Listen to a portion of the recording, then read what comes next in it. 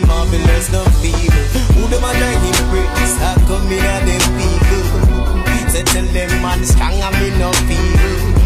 Them can't draw me out like no people. Tell them let me know ya hear me say. Solid as a rock, so them can't throw it down.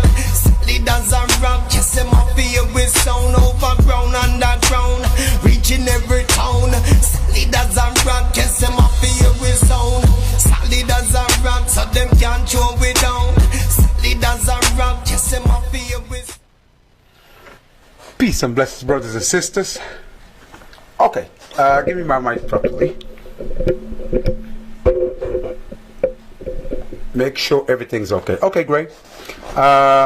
One more time. Peace and blessings, brothers and sisters. Alpha Quabo, aka Show, here at Radio Diamond TV. It's such a pleasure to be here every single week, giving to you the best of ourselves, giving to you love, giving to you unity. So I just want to make sure, to my family worldwide, I just want to make sure something. Okay, we are totally live. One more time. My name is Alpha Quabo. I'm the spiritual son of Queen Zinga. And then it's such a pleasure to be here. Give it to the family worldwide. Giving to the family worldwide. We're totally live. So our technician said we live, we're totally live. So, one more time. Shout out to all of our family that have been promoting this amazing show. Because remember, when we send out the flyer, my brothers and sisters send a message to the entire planet worldwide, just so we can really send the right information to everybody worldwide. So to continue the shout out, so my brothers in Jamaica, press play. My brothers in South Africa, press play. My brothers in Congo, press play. My brothers in Angola, press play. My brothers in South Africa, press play. My brothers in Nigeria and sisters, press play. My brothers in Kenya, press play. My brothers in Ethiopia, press play. My brothers in the UK, press play. London, Manchester, Birmingham, Scotland, press play. Move back to the continent, I forgot. My brothers in Tanzania, press play. My brothers in Uganda, press play. My brothers in Portugal, press play. My brothers in Italy, press play. My brothers in Germany, press play. My brothers in Holland, press play. My brothers in Paris, press play. My brothers in Benin, press play. Shout out to our brother Kemi Seba. Press play. I know he's watching. Shout out to the Queen of Congo who's watching. She gave me a message. Press play. So this is a worldwide message to you, family, worldwide. And we're doing live. Radio Diamond. If you want to listen, just listen. You driving.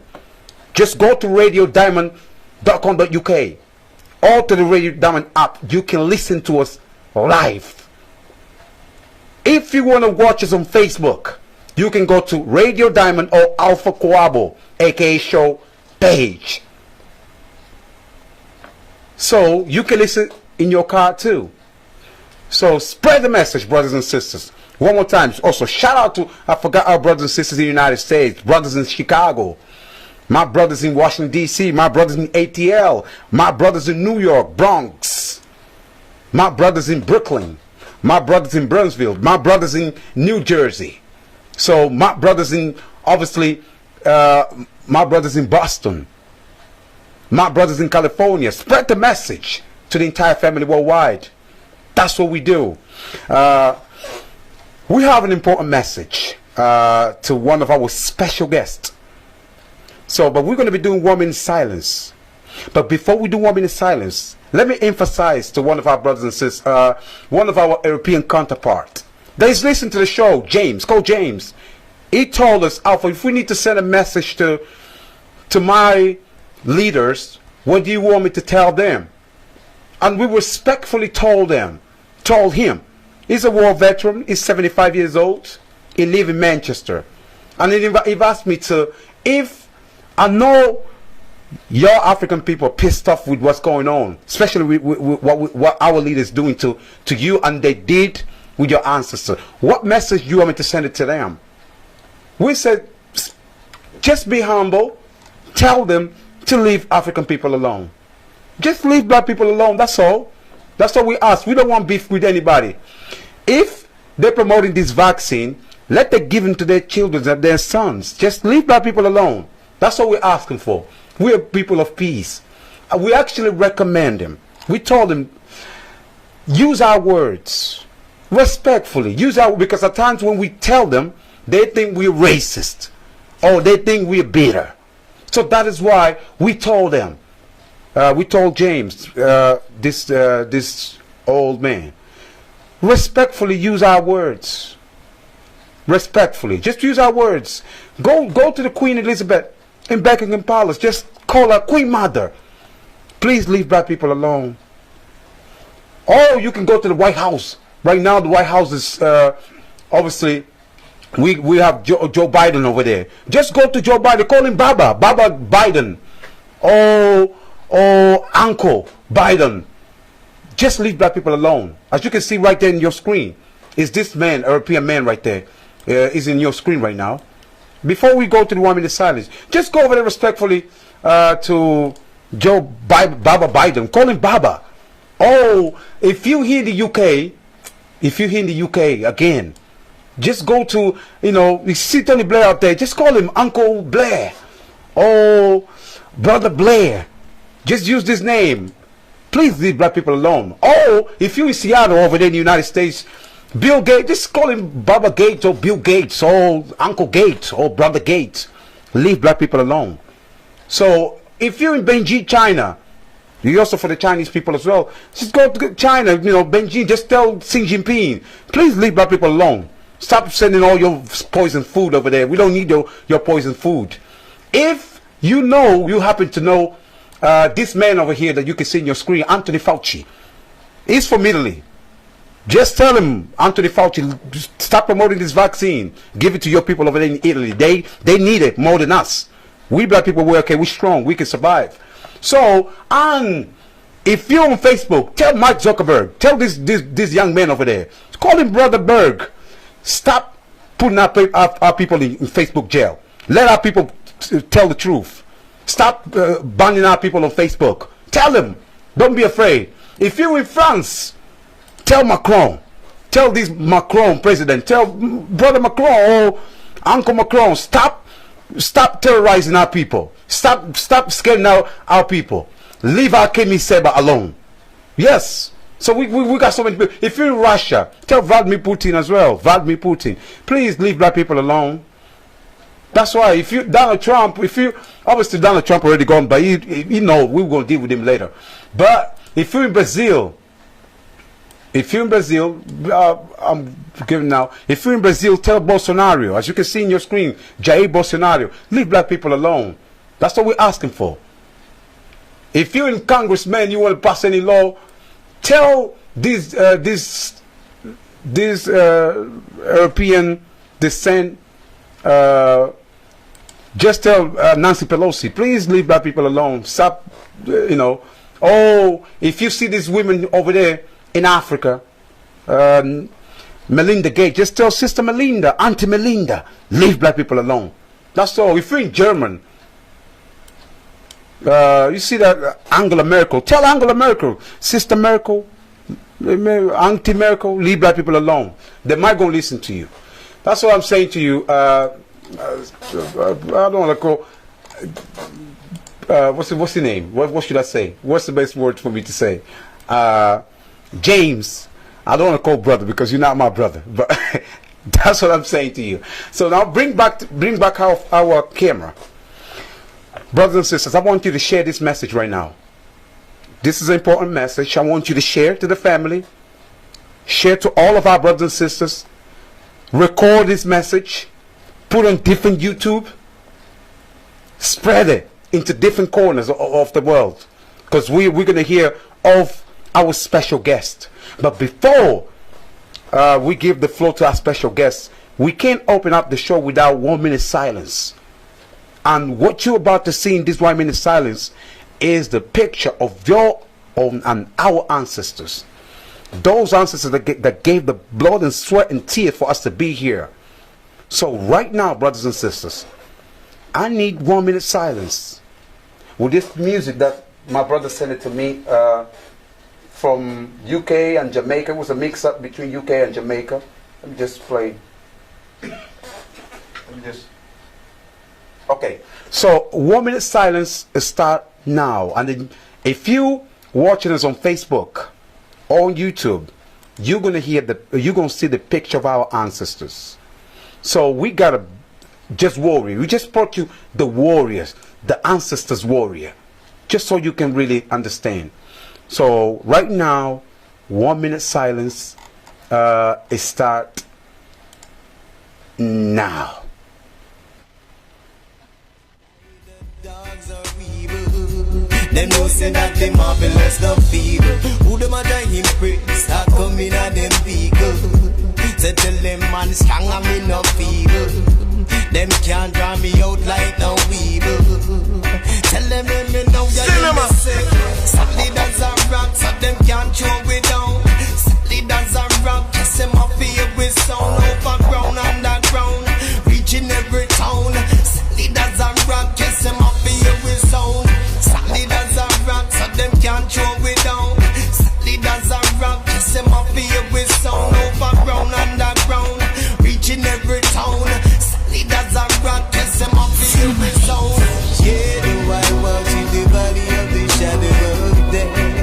I will fear no evil. Neither dogs or evil. Them know say that they marvelous, no feeble. Who them a try to break? Start coming at them people. So tell them man strong and me no feeble. Them can't draw me out like no evil. Tell them me know that you me say. Trust in me. Call me leap of faith, cause whatever we want to be, give all that it takes.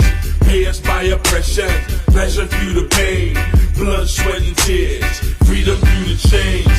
Hey, though I walk through the valley of the strange, walk in the light, not led by the rage. Where's world unity, peace amongst the people, world war aftermath, sequel after sequel.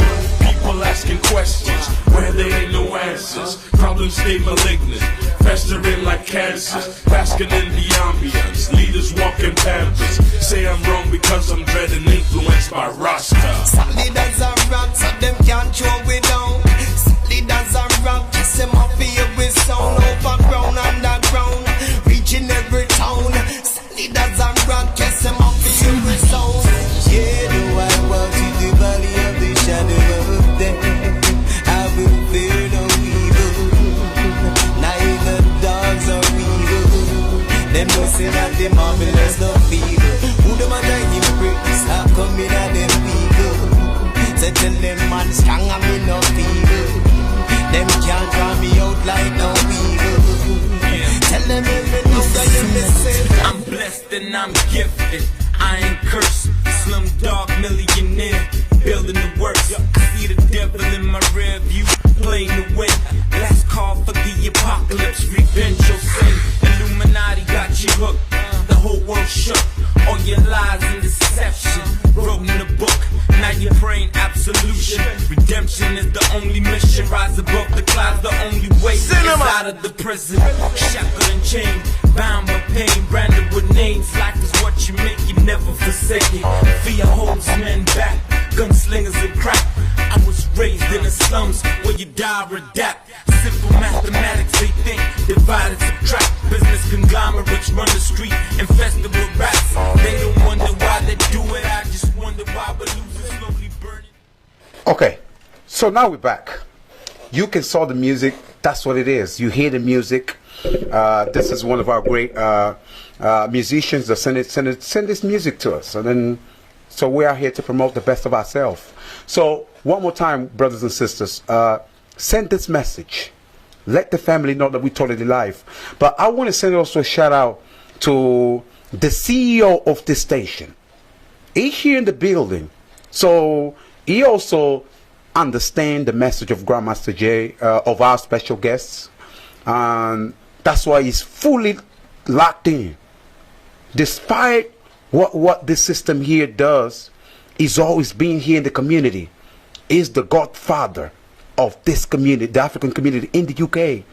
So that's why it's totally locked in. I need you to support this station. This is more than just a radio station. This is a TV and radio station combined to give it to you the best of ourselves as African people worldwide. So that's why shout out to our great Baba, Brother Dexter, is here in this building. So as I told you, we're having a special guest. So the number is right there in your screen. But I gotta bring the number to you. So pen down the number. This number is really important. If you want just to send a message, we don't want people to flood us with a call. I want you to send a message. This is the flyer of the show today. AKA show, Worldwide Message by Grandmaster Jay, the NFAC Supreme Commander. So I want you, brothers and sisters, worldwide, if you want to text, just text.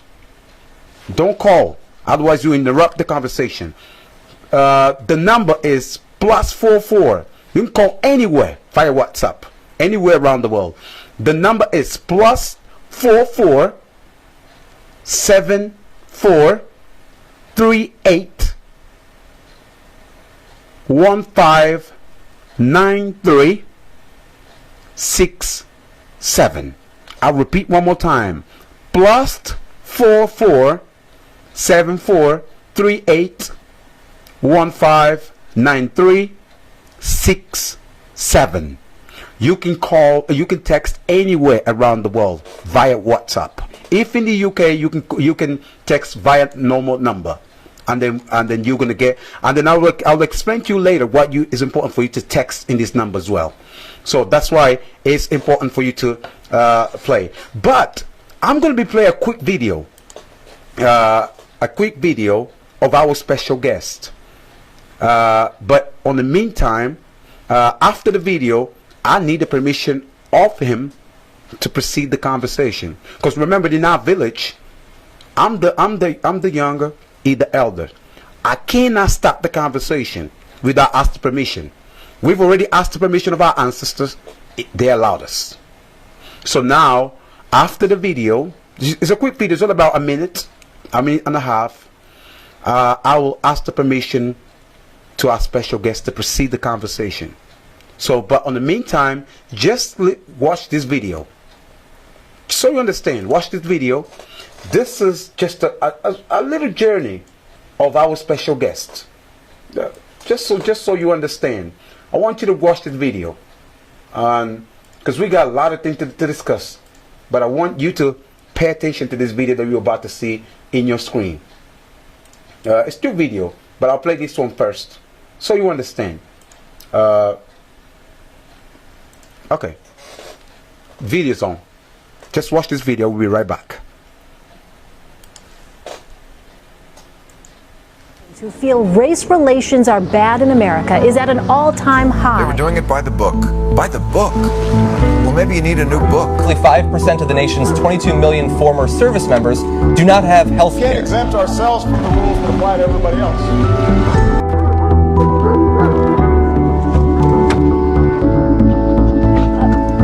Because maybe they're not paying their fair share. I won't speak as a conservative. I'll just speak as a regular American. The way to save our economy is to get our jobs back. The way to get more people in my restaurant is if more people have jobs. Pay off your student loans or live with them for the rest of your life. Republican convention, the issue of global warming was not brought up one single time. American influence is always stronger. And that is why I believe that only we can fix us. Thank you.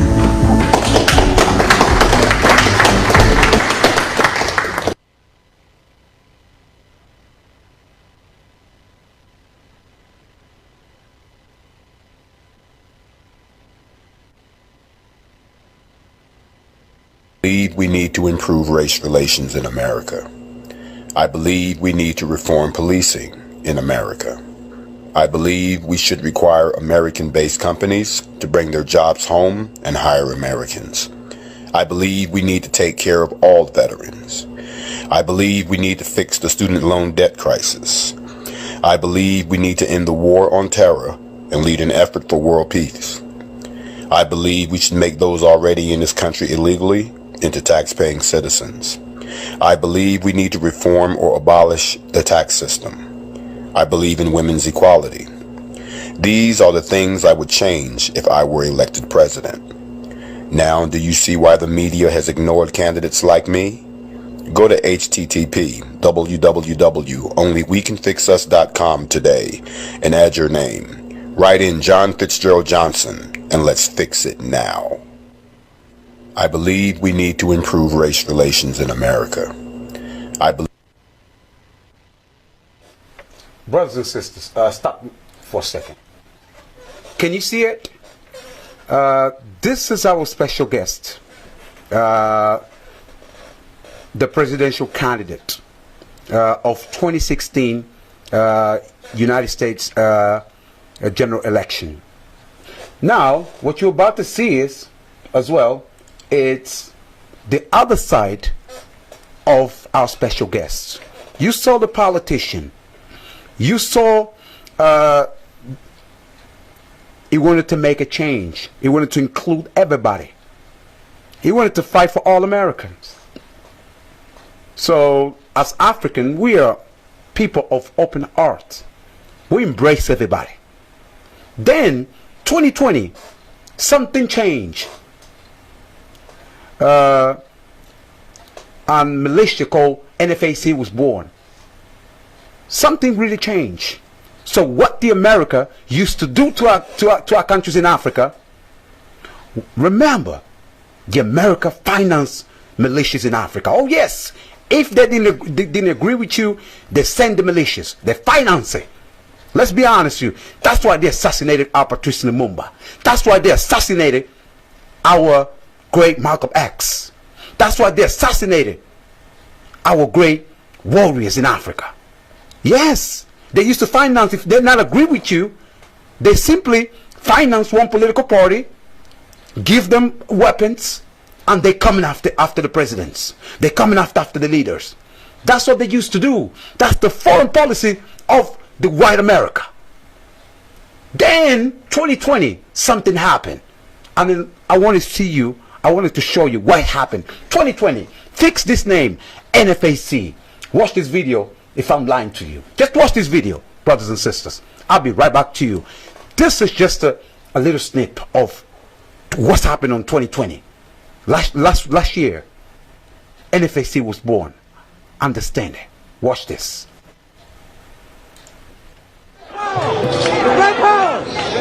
We are the response. We are not the incident. We are the response to repeated incidents. We're the response to repeated injustices. What do you want people to hear and see when they see this group? Nothing. That we're U.S. citizens exercising our constitutional rights, and the color of our skin shouldn't make any difference. As your president, I would work along with anyone. John Fitzgerald Johnson ran for president of the United States during the 2016 election with little success, but he still found a group to lead. A lot of y'all said this happening at the hands of the police. That's right. Grandmaster Jay is the leader of a group known as the NFAC. The NFAC is the name given to the coalition, and that stands for the Not Effing Around Coalition. That is a reflection of our attitude, the entire group. We're not effing around anymore with the judicial system that shortchanges us. We're not effing around anymore with the continued abuses within our community and the lack of respect for our men, women, and children. In other words, we're not effing around with the status quo anymore. We're going to change it one way or the other. NFAC! Large, armed black groups are not something often seen in the United States. The most well-known, the Black Panther Party for the Self-Defense, was established in 1966, but has since mostly disappeared. As I said before, we are pro-protecting the black community. Started in 2017, the group operates with a top-down structure. The NFAC has marched in Stone Mountain, Georgia, in Brunswick, Georgia for Ahmaud Arbery, Louisville, Kentucky, demanding more transparency in the Breonna Taylor case, and most recently in Lafayette, Louisiana, in the name of Chayford Pellerin. There's always been a lot of talk for pro-Second Amendment, but you've obviously faced some different reactions based upon not only the size of the group, the skin tone of the group. In case you haven't noticed, I'm black. No more, no less. But first, I'm a U.S. citizen. I am someone who was born in this country under the Constitution. I should be afforded all of those rights.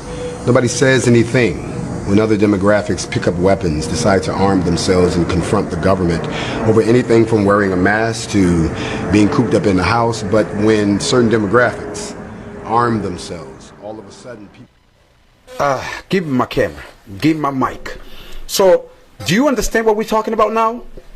So that is why, brothers and sisters, I want you to share this message one more time. Worldwide. A special message to our special guest. So, now bringing our guest in our screen. As you can see, brothers and sisters, you're about to see anyway. So, hold on a second. You're about to see. So, we will now ask our special guests to give us, just 1 second. We will ask our special guest to give us the permission to proceed the conversation. Yes, so we ask our guest if we're allowed to proceed the conversation. On behalf of the ancestral spirits, on behalf of all those who thirst for knowledge, I grant you permission to open this discussion and ask the ancestors to protect it from any and all foul spirits that may rob people of understanding. You may proceed, my brother. Wow. Brothers and sisters, remember, this is a spiritual show. This ain't just about emotion. It's about spiritual show. Right here, yes, we have the spirit of Shaka Zulu. Right here, we have the spirit of Patrice Lumumba. Right here, we have the spirit of Queen Zinga. Right here, we have the spirit of Malcolm X, Marcus Garvey. Right here, we have the spirit of Queen Mother Winnie Mandela. Right here, we have the spirit of great Robert Mugabe. Right here, we have the spirit of Conor Gaddafi. Right here, we have the spirit of Dr. King. Right here, we have the spirit of all of our great warriors that gave blood, sweat, and tears for us to having this conversation. So, brothers and sisters, so I've gave you the housekeeping. I'll give you everything. So now, what I need you to do, I'll show you the GoFundMe page that you must need to go, because remember, we can't do anything without money. So we're also going to talk about it. So if you want to promote, if you want to, one more time, text. Just text this show right now. The number is right there in your screen. I can show you the flyer of today and the number. Pen down the number. It's right there in your screen. If you're following us on Radio Diamond or social network, the number's right there. I don't want to keep repeating the number. You can see the number right in your screen. This is a world message to the entire family worldwide. By Grandmaster Jay.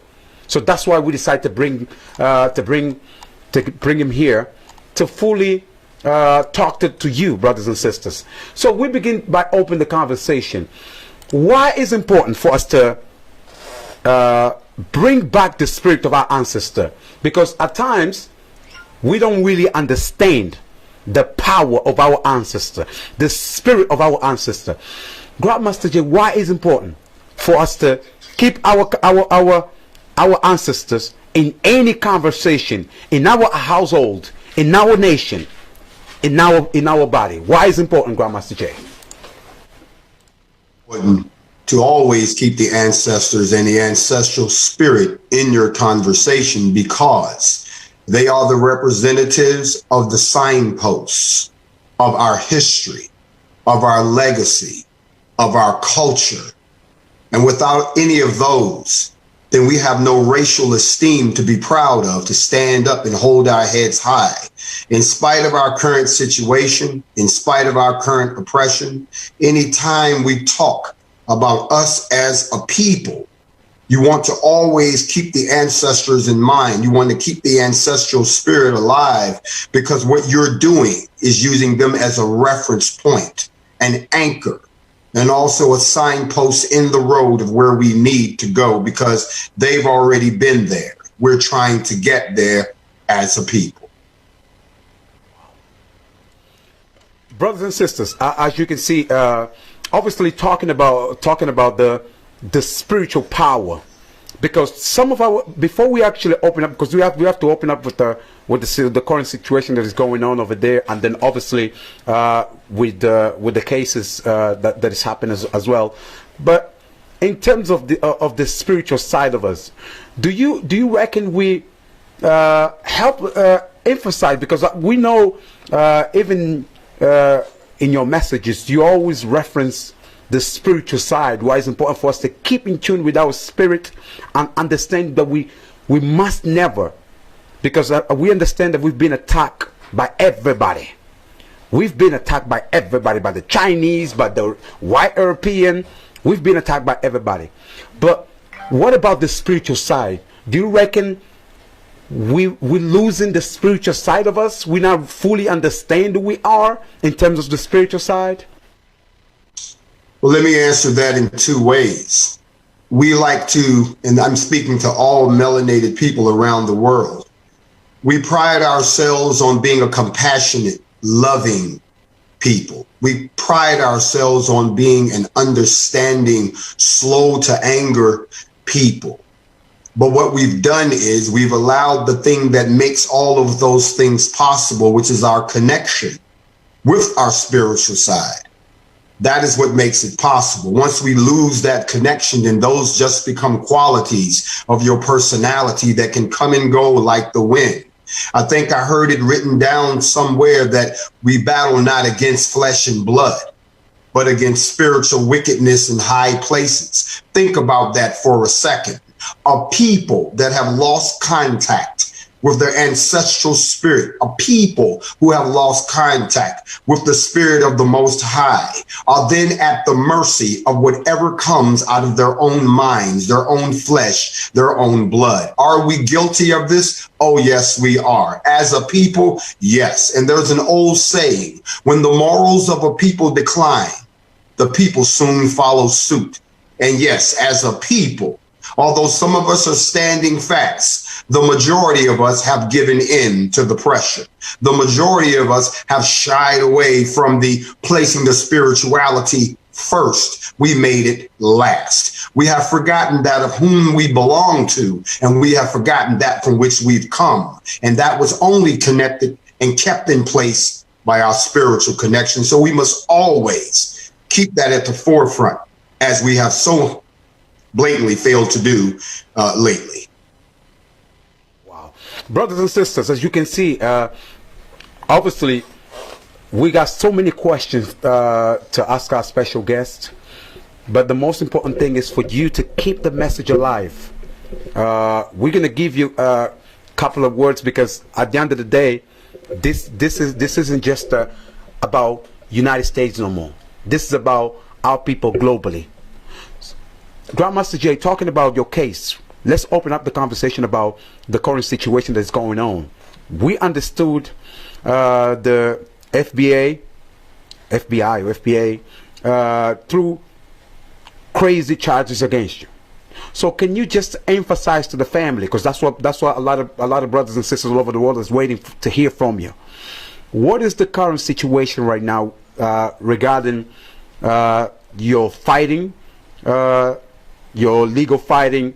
Can you just elaborate? Obviously, we know you can't be able to disclose all the information because your case is still undergoing. But can you just elaborate to the family worldwide how's the situation is going right now and what we need to do as a family? That's what we hear. That's what we waited to hear from you.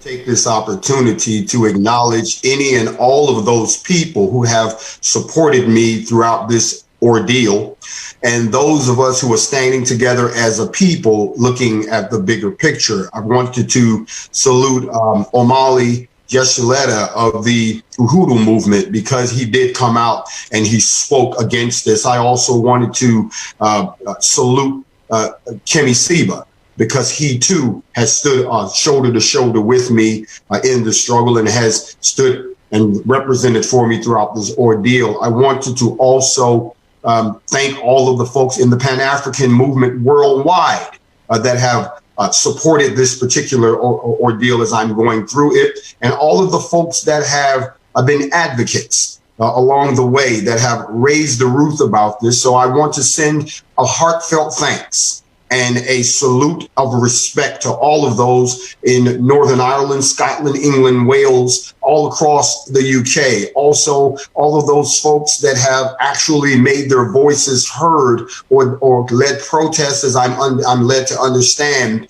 and ask that justice be delivered equally in Algeria, Egypt, Libya, Morocco, Sudan, Tunisia, and all across the Western Sahara, Benin, Burkina Faso, Ghana, Guinea, Liberia, Mali, some of the folks down in Nigeria, Senegal, Sierra Leone, where I've gotten letters of support. I want to acknowledge you that your letters are seen in Angola, Cameroon, the Central African Republic, Chad, and the People's Republic of the Congo, Equatorial Guinea, and Gabon. Those folks, I want to thank you from the bottom of my heart for your support thus far. Whether you're out in East Africa, I could go down the coast from Burundi, Comoso, Djibouti, Eritrea, those in Kenya, Madagascar, Mozambique, Mauritius, South Sudan, and especially in Uganda and Zambia, where I have received these well wishes of support and requests for assistance. Down in South Africa, in Botswana, Lesotho, Namibia, South Africa, and even Swaziland. I wanted to call those people out so that you know that your efforts have not been wasted. To all of my brothers and sisters in the Caribbean, Antigua, Barbados, Belize, the folks down in Colombia who have shown support, Costa Rica, Dominica, Grenada, Haiti, Jamaica, and also the Kingdom of the Netherlands also. I have to shout all these people out before I give you a current state because you've been busy behind the scenes. And to all of those folks that were waiting on the green light from me to express your dissent with the current situation, then you have that green light. You've had that green light. What has happened in the interim is that the U.S. government has brought charges against me for an incident that was supposed to have happened quite some time ago, even though they recently presented me with these charges. I will not go into details of the case itself because, of course, this is still a pending case. But what I can tell you is that they have placed me into a situation where I'm doing something rather unique. I am fighting two cases at the same time in two courts at two different levels of statehood and at the U.S. government federal level, all born out of this incident. This incident occurred while I was exercising my constitutional rights, which is why it was such a surprise. But where we are right now is we're working through this process. Anyone who knows me or who has studied my history knows that I've always worked within the confines of the law to the best of my ability and coordinated with folks so that my organization works within the confines of the law, because we intend to achieve something through a process of time and not something that is going to result in death, destruction, and a defeat for us. These cases have been presented to me for me to actually work through the system. And if I am found guilty of these offenses that they say, then I'm looking at up to 20 years in federal prison. And of course, there is a commensurate time in the state system. Most people are wondering, well, why is this happening now? Most people will ask, well, why are they coming after you now? Well, that's an obvious question. As you said at the beginning of this show, what I will say to you, everyone there is, here's what I need, and I'll cut to the chase, from my global family. Even though I am nested here in the United States, I will cut to the chase. What they've done is what they've done to all people who stood up for their people. They put them in a situation where they can break them financially, break their movement, then, of course, break their will, rob them of their freedom, and then eventually rob them of their life. This is not something that they're doing just for me. This is a process that's been around for years. You talked about that earlier. In order to beat this, it's going to take money, and it's going to take a sum of money, and they know that. The GoFundMe link for my legal defense has been provided to Brother Alpha, and I would ask people around the world, give what you can. even if it's just an American dollar or the equivalent. I am literally coming to the world saying that I have stood for the world, and now, world, I need your help. This black man, this distant cousin of yours, this blood ancestor of yours, this tribe member of yours, this descendant of slavery is requesting your assistance to please contribute to the GoFundMe account, whatever you can, in all of the countries that I have named. Please go to that link, and I'm asking humbly that I get assistance there. There have been a lot of folks here in the United States that have done what they can, but as we all know, there's a pandemic loose on the planet right now. We are in a place where some folks are locked down and times are hard. But one thing that I will communicate to you right now, that if this particular situation does go south for me, then they won't stop with me. I've broken no laws. I abided by all laws. I worked along with all municipalities and governments and dotted every I and crossed every T. And if they can turn around and charge me with something that appears to be something that everyone is shaking their head saying, how can this be? Then don't think that they'll stop there. There are bigger things at work here than just focusing on me or focusing on the NFAC. This is a focus on Black liberation. This is a focus on Black reparations. This is a focus on the alleviation of oppression from a different perspective all around the globe. They call it the great equalizer, but the weapon, the gun, if that's what they call it, has been the greatest equalizer that has been beneficial to everyone but us for the last 600 years. And now that we've organized ourselves legally so that we can have corrective show of forces to the powers to be to emphasize we want equality and freedom. We're not hating on anyone. We're not trying to attack anyone. We don't have an anti-police agenda. We don't have an anti-government agenda. I find it very, very distressing that when a group of Black people get together to take care of themselves, to protect themselves, that all of a sudden everyone thinks it's a problem. I need your help, family, in that respect. But here's something else that I need help with. I need help with every melanated person around the planet to stop looking at each other as if we're separate. Stop looking at each other as if we're the enemy. Stop tearing each other down. The one thing that makes our adversaries victorious is that they can sit back and watch us do their job for them, no matter where you are in the world. And that is why unity is the one thing that I would say I need help from you all with. The reason being is because in order for us to achieve the largest possibles of measure and success, there's some things that we would have to focus on, whether it's financing, whether it's administration, how we modernize ourselves, how we integrate ourselves, how we finance ourselves. All of these things can only come if we start working together and get over our differences and stop hating by default and loving as an afterthought. Let me say that again. Hating by default and loving as an afterthought. Yes, many of us are still brainwashed. Many of us have been brainwashed to the point where we do more damage to our own people than those who brainwashed you to start with. My cases are pending. I go to my first court date here in a few weeks. But this is going to be a long, drawn-out process. And unless I have the financial means to pay the lawyers on both sides, then I'm looking at a pretty grim future. So I'm requesting assistance. The GoFundMe link is there. At the same time, I don't want to dwell on that. I did want to take a moment to express my continued love.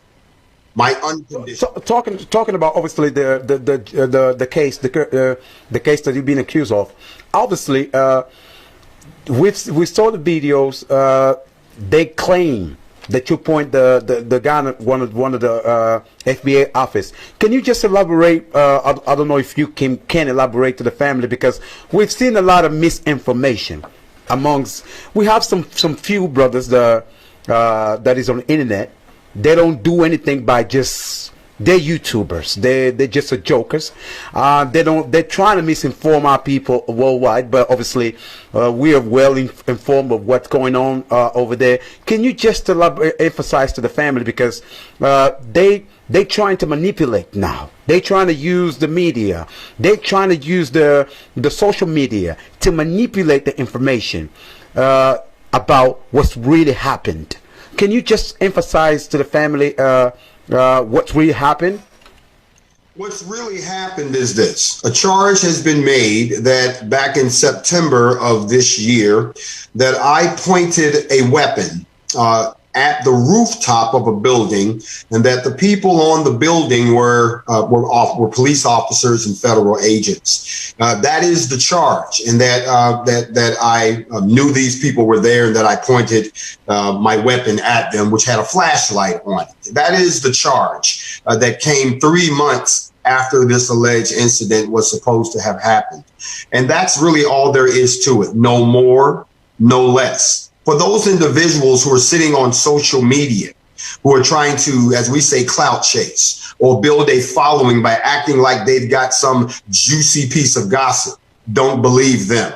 This is a very straightforward case, folks. And the fact of the matter is that because it's targeted at the leader of the black militia, you've got those folks who want to tear down the image and the successes of what the NFAC has did. They want to demonize it. They want to lump us in with all of these other groups that have come along who've earned the labels of terrorists. They want to demonize us to the point where we earn the label of a hate group. Neither one of those labels has ever been attached to us by the entities here who hand out those labels. There is a lot of misinformation because the real information is public information. You can go look it up yourself. I would tell anyone, any person who listens to someone who can't back up what they're saying with court documented facts, then you are the one that we really need to look at, not the person who's telling you something. There's always two sides to a story, and that's why we have a judicial system. If there wasn't, then anyone could run up to you and tell you anything, and if you pass a verdict of guilty on them without doing your research or hearing the other side of the story, then you are not fit to live in our society. That is the problem that folks on the internet are causing for good folks around the world who simply want to know what's going on. Let me segue into that also. And because of that, you find this misinformation out there. It is the job of those of you all who are viewing this information to do your own research. Court documents are public record.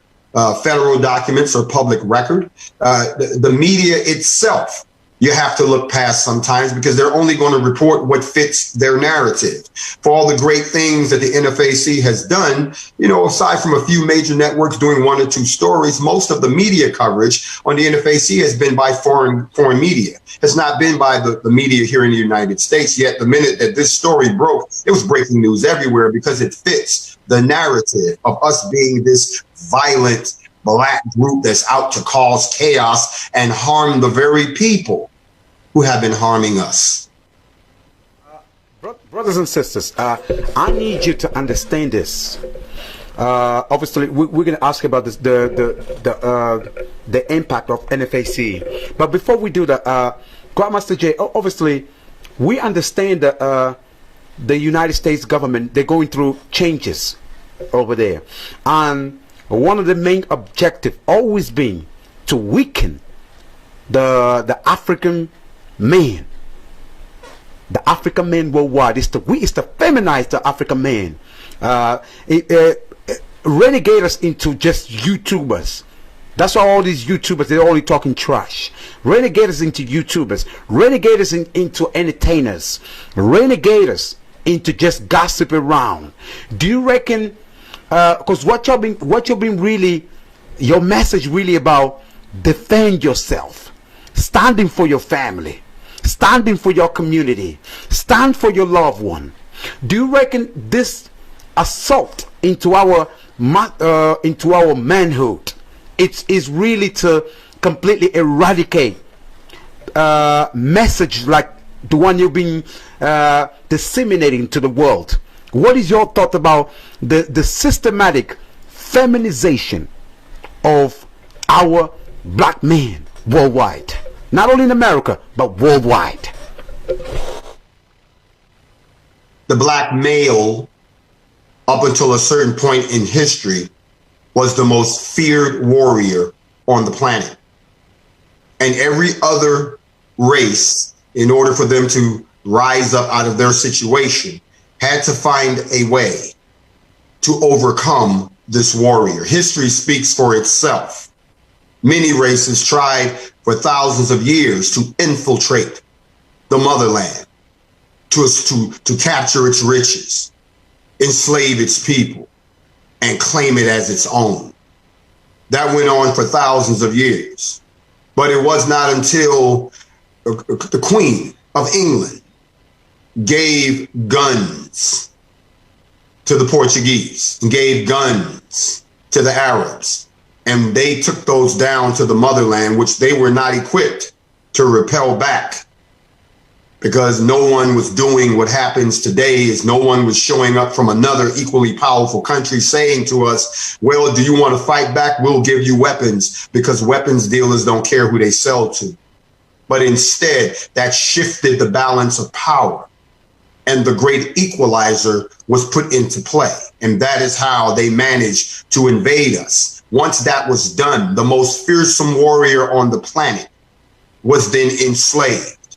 The greatest economies were broken, and the greatest countries were recarved up per the French. So what has happened since then is that this remnant of this race that still exists on the planet, the most fearsome warrior still filled with racial indignation, cannot be allowed to continue to exist because of what I've done, because of what people like Malcolm have done, because of what so many have done over the centuries, is that sooner or later, one of those warriors is going to snap to their senses and says, we got to change this. We got to push back. I care about my people. My people got to get together too. Why are we always at the end of the line? Why are we always treated like it's our fault? Why is everything, handed to us last? Why are we always the guinea pigs? Because the overall goal, as I've heard it stated by the great Uhuru Master, is that the grand master plan of elimination or enslavement or genocide of the black race starts with the black man. An effeminate black man is no threat to them. An entertaining black man who's dancing and singing for peanuts is no threat to them. A strong black man that will entertain us with sports is no threat to them. As a matter of fact, even a black man who's been educated in Western educational institutions and who has bought into their culture and who will stand and defend them is no threat to them.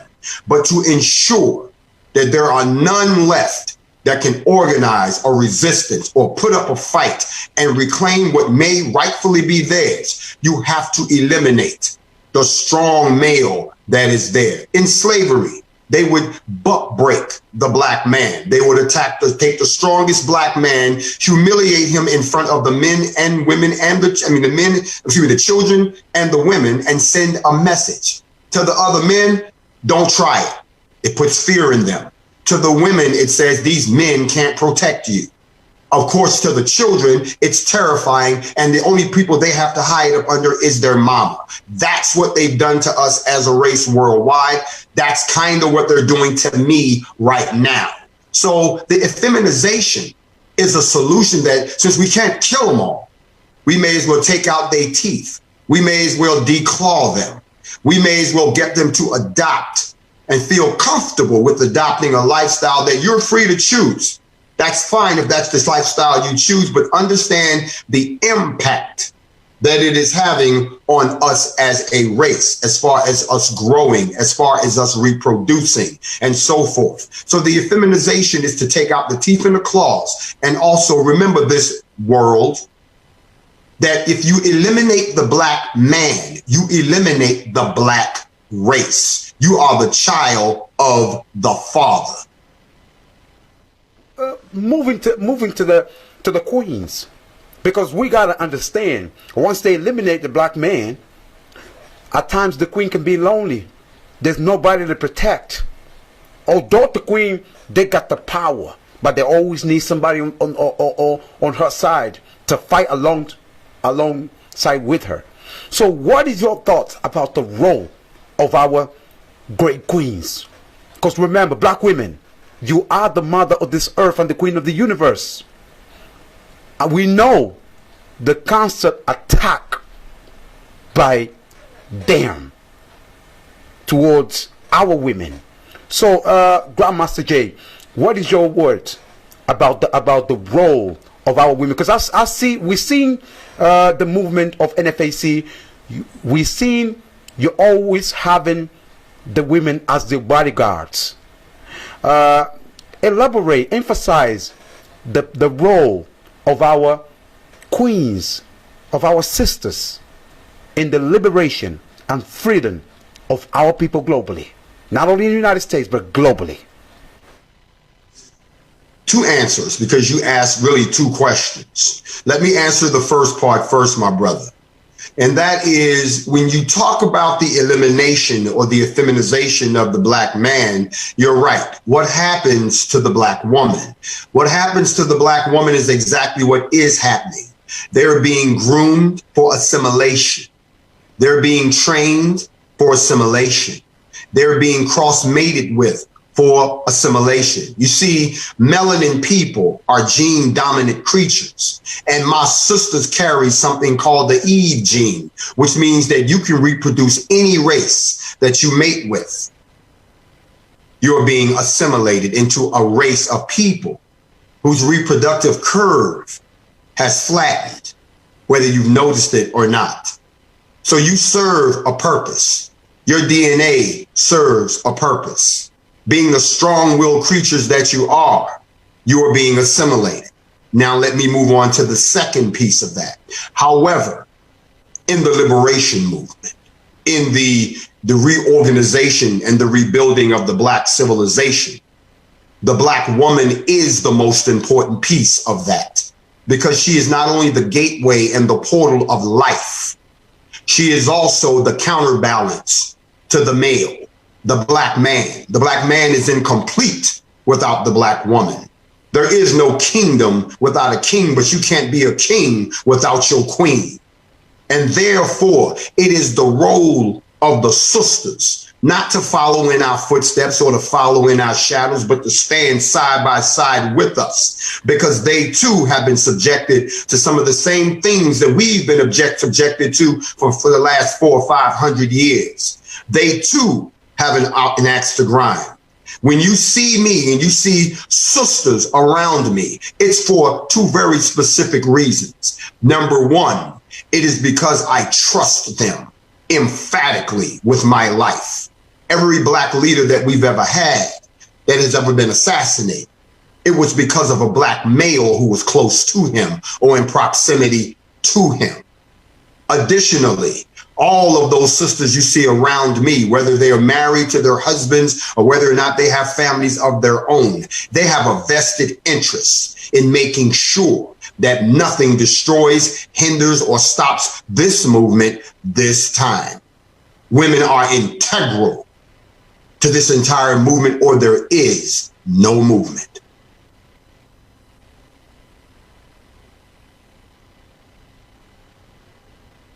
While you're there, you can hear me now. Yeah, I need you to do me one favor. So this is really important. This ain't no joke. We're not here to play game and do it for the likes or to bashing no one. This is really serious, brothers and sisters. I need you to go into this website here. This website that you're about to see on your screen. I need you right now to go to this website right here. Right there. You can see right now. I'll put it down here just so you can see. I need you to go to this website right here. BlackNFAC.com. BlackNFAC.com. So you can see right there. BlackNFAC.com. I will keep emphasizing to go to this website. BlackNFAC.com, just so you can pledge, you can do a research about the NFAC. Do a research. Don't let these fools, don't let this CNN, don't let anybody tell you otherwise. Because we understand that some of us, they not clearly understand what's going on. But for you out there that have been reading, that have been seeing what's going on, you must need to go over there. Then the second part, we're going to keep emphasizing to you as well. We need you to go to this GoFundMe page. Don't be baboo. Give your money. I will give my donation. And then of course I've been supporting this the website because I got a lot of friends on Facebook that been hit me up with I've been sending them the message of the GoFundMe. Please just go to the GoFundMe. Don't do anything like I'm donating my own money. So this ain't about joke no more. We understand anything is about money. We all work in 9 to 5 in the UK. If you work in your 9 to 5, if you're a self-employer, you don't have no excuse. Because if this is happening to Grandmaster Jay, can happen to all of us worldwide. Understand me clearly. If this can happen to Grandmaster Jay, this can happen to all of us worldwide. The Portuguese system tried on me. So I'm sure if you're in the UK, they tried on you. So you don't have no excuse whatsoever to not donate. We're going to push this GoFundMe for real. So Grandmaster Jay, obviously moving to the NFAC. NFAC is pretty much the only black militias in the world. Because all these militias that you even seen, that you heard in Africa, it was created by the United States foreign policy. It was created by the British policy. Let's just make it clear. It was created by the French foreign policy. So the NFAC is pretty much the only black or African militias independently that have been standing to defend our people. Could you elaborate more about the NFAC and the impact that the NFAC caused on the 2020? Because of NFAC, Breonna Taylor case is brought into life. Because of the NFAC, you showed up in Stone Mountain. Can you just elaborate more why it's important for us to really create a defense system that we can protect ourselves and that we can self-police ourselves? Well, it's very, very, very easy. Because when you don't have a way to defend yourself, or you don't have a way to at least have some show of force in the face of repeated threats or acts of violence, then those threats will increase and the acts of violence will become more gratuitous and they'll become more extravagant. And when the NFAC manifested itself back in 2020 with Ahmaud Arbery, which is where it actually first came to the national spotlight down in Brunswick, Georgia, because of that young man's murder, it sent a message to all those folks. And let me clear something up here. This is not about all white people. It's not, because all white people are not alike, the same way all black people are not alike.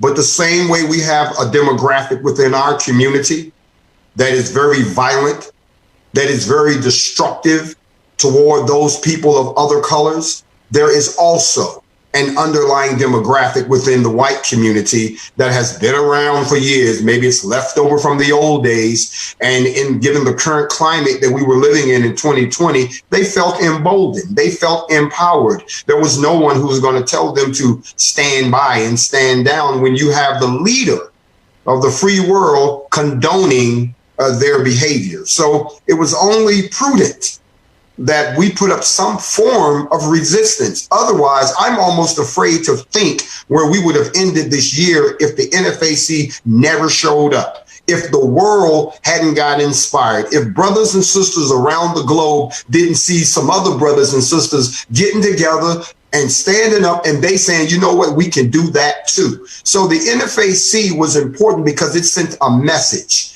that we are capable of organizing ourselves, that we are capable of arming ourselves legally, and that we're capable of fighting back if we are provoked, that we're capable of policing ourselves, and we're capable of operating within the confines of the law and still be able to do all those things. The NFAC put that in the face of America that was spiraling out of control. Around the world, everywhere that saw that, all the other brothers and sisters also followed suit. And they too began to elevate their levels of resistance. To all my brothers and sisters in the motherland that said, we too are joining the NFAC so we can deal with the issues here in the UK. The brothers and sisters that came together saying, we too see this and we want to be a part of this. That green light was given. But at the end of the day, it was the initial message that you're not just going to keep pushing us around and abusing us and killing us, and we're just going to take it like we're lamb or we're sheep. That's the message that it sent back, and that set a whole lot of things in motion, including where I am right now. Obviously, because of that, they understand. They understand the military strategy. They understand once you become military mindset, you're a threat, because they conquer the world based on the barrel of a gun. You keep on saying. So could you emphasize more about us having the military mindset? Because right now they deploy militaries in different corners of the world to control our people. They create NATOs. They create the AFRICOM. Don't lie to our brothers and sisters. They create the AFRICOM. Once our leader don't go according with their agenda, they sabotage the economy. Then they send the military to kill them. Or they finance rebel as they create Boko Haram, as they create Taliban. What is your thought, Grandmaster Jay, regarding the military force that we must need to create? An African global military force to protect ourselves and defend ourselves. Grandmaster Jay. From the correct perspective, a military force is nothing but a tool. It is a reflection of a well-financed group that can afford to put something like this together and carry out whatever agenda that they hand them. Every one of these militaries that you speak of is financed by a government or by a country.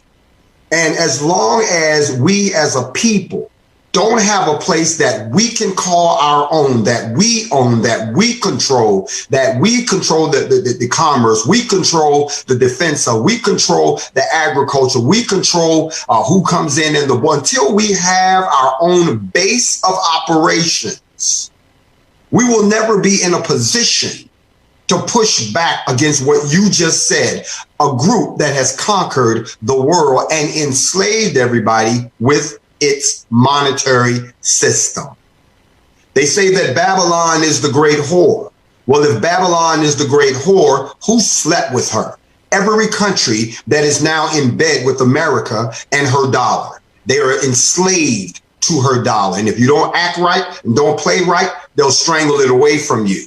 That is what has happened. So the only way that in Africa or anywhere else around the world, as I've said here in the United States, is that Black people, melanated people, people of African descent, you folks, my family, until you all unite collectively and hold it together, then move yourselves into a position of pooling your wealth, because you do have wealth collectively. Then you can stand up a formidable force globally that your conquerors have to reckon with. You see, they've destroyed all of your armies. They've destroyed all of your great warriors. They've destroyed all of them. Matter of fact, they're teaching you how they fight. As a matter of fact, they're making you wear their uniform. They're even selling you the weapons, and they put puppets over top of you so that they can control you. It would take a complete disassociation from the current civilization structure by African descendants or African people in uniting to sweep the continent of all of the invaders and squatters that are there, unless they're willing to recognize the sovereign power of all of the people on that continent. That goes for not only in Africa, that goes for the UK, that goes for the United States, the Caribbean, South America. It goes everywhere there is a population of us. We are not going to be able to get out of the situation we're in, and the NFAC is just a blueprint that the rest of the world can take and emulate.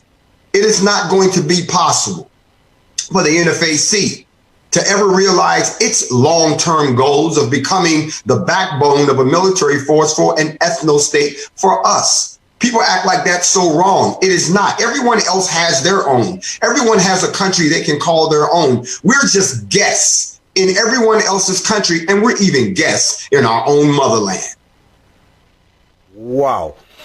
Brothers and sisters, you can see moving to land, because most of this backflip and trickery and torture is because of land grabbing.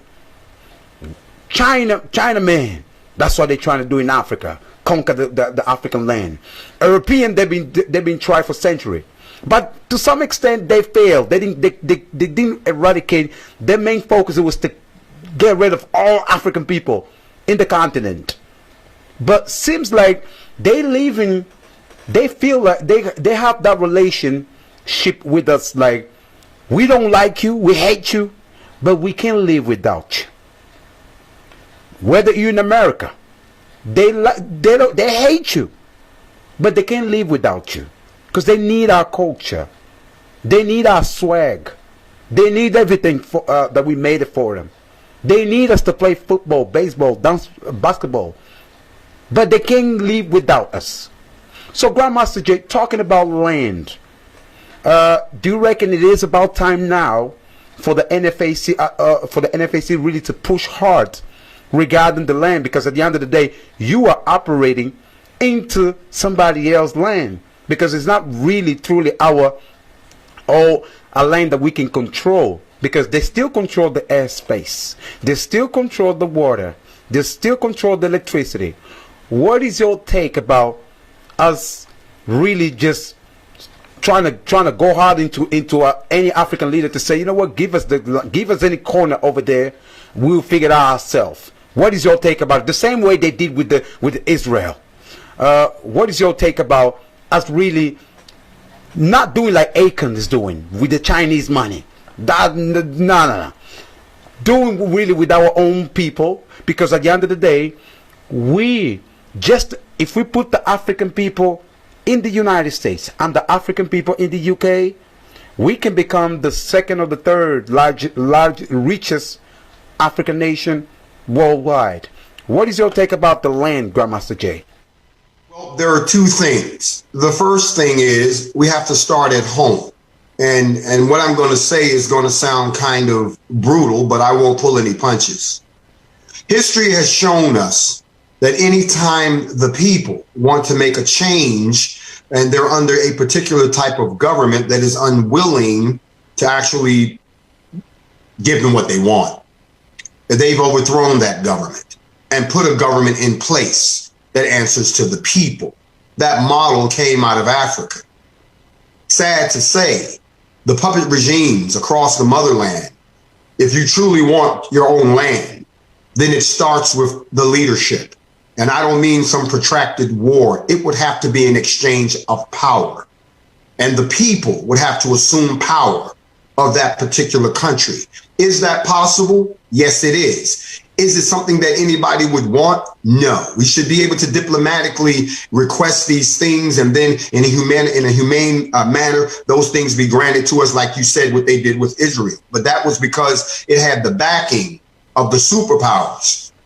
Whereas in this particular instance, any land grabs or any land grants would incur us having to overcome any resistance that is backed by the superpowers. So I think there would probably be a better approach for my brothers and sisters in the motherland to reflect back onto what was said a few years ago, that any land that has been taken, that is being squatted on, needs to be returned to its rightful owners. And then once that is done, I've heard about the reparations that they wanted to pay to the people who had squatted on the people's land in South Africa for all those years. I think that that is an insult. I think that give those people back their land and get out of their country. But if you're not going to get out, at least get off the land. That's a starting point.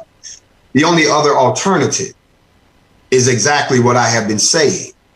They predict that by the year 2060, that 1 in every 3 people on earth will be African.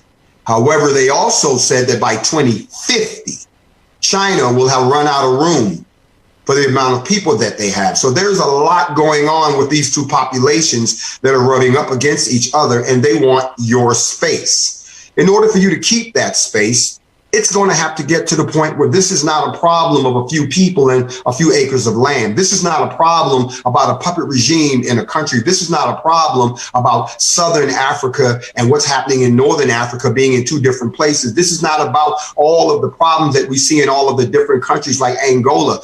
This is not about those. It becomes a problem of totality. It becomes a problem where we all have to band together to change this. They banded together to conquer us. There's no way we're ever going to get out from under that unless we band together. And land is the target. Defending that land is the second target. Growing and nurturing our own on that land is the third. And then last but not least, expansion and reclamation of the motherland will be the ultimate goal. Wow. Moving to the religions, because we understand Africa is split in the middle. One side, we've got the Christians, and then on the other side, we got the Muslims. So it's been split in the middle. Let's just be honest. We're not beefing your faith. You can have your faith. We're talking about the religion. So both religion, they use against us.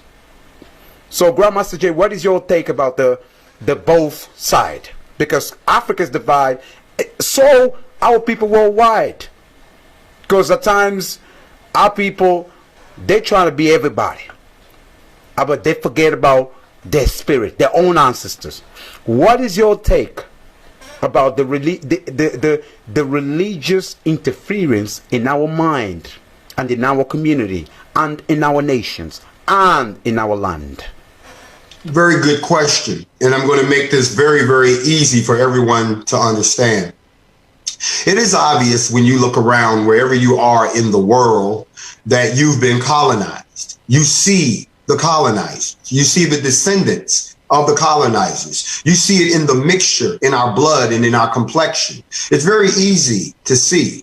You can see when you've been colonized because they've invaded your body space, but also you can see that you've been colonized by the government structures that are in place. But what most people don't realize is that indigenous African religions, which refer to the indigenous native religious beliefs of African people, they existed before the Christian and the Islamic colonization of Africa. You were colonized religiously.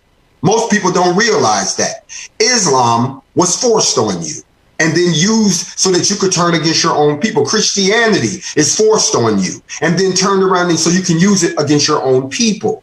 African spirituality used to acknowledge that the beliefs and the practices that we use every day for every facet of life, and therefore the African religion cannot be separated from the everyday parts of our lives. These two other religions were forced on us, beat into us, whipped into us, burned into us. So what has happened is you hit the nail right on the head.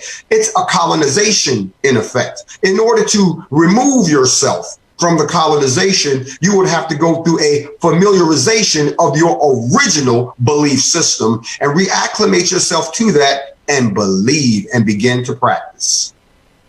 Wow. Brothers and sisters, as you can see, this is a spiritual show. Promote it. Let the family know that we totally live. Spread this message. Press play.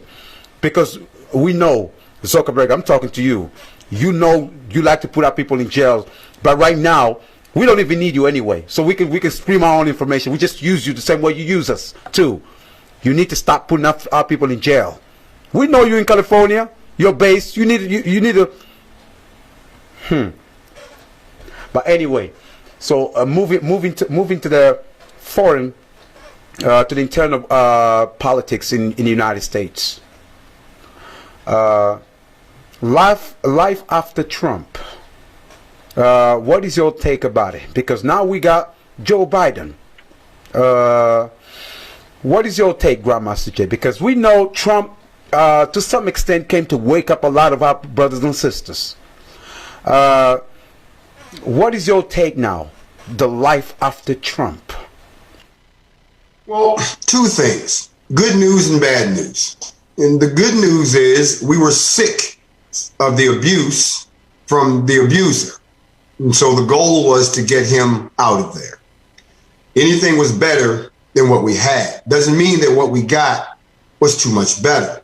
At the end of the day, a Biden administration, even though he stood side by side with Barack Obama, most folks are kind of affording him a pass. What they fail to realize is that he has an anti-gun rhetoric that he intends to now implement in the United States. And the centerpiece of that is a rechanging of the laws, specifically the National Firearms Act. And what they're going to do is make it almost impossible for average citizens like ourselves to either own these weapons or to even get one. And most folks don't realize that that's coming, but that's part of a bigger agenda we can talk about some other time. So while everyone was so happy that the current president is on the way out the door because he's done a terrible job, they should not exactly be singing the high praises of the individual that's coming in, who I won't talk about his past record. You can do the research yourself. But at the end of the day, he's going to have a different type of America. And it will be an America that we will not be able to defend ourselves if we need be at that point.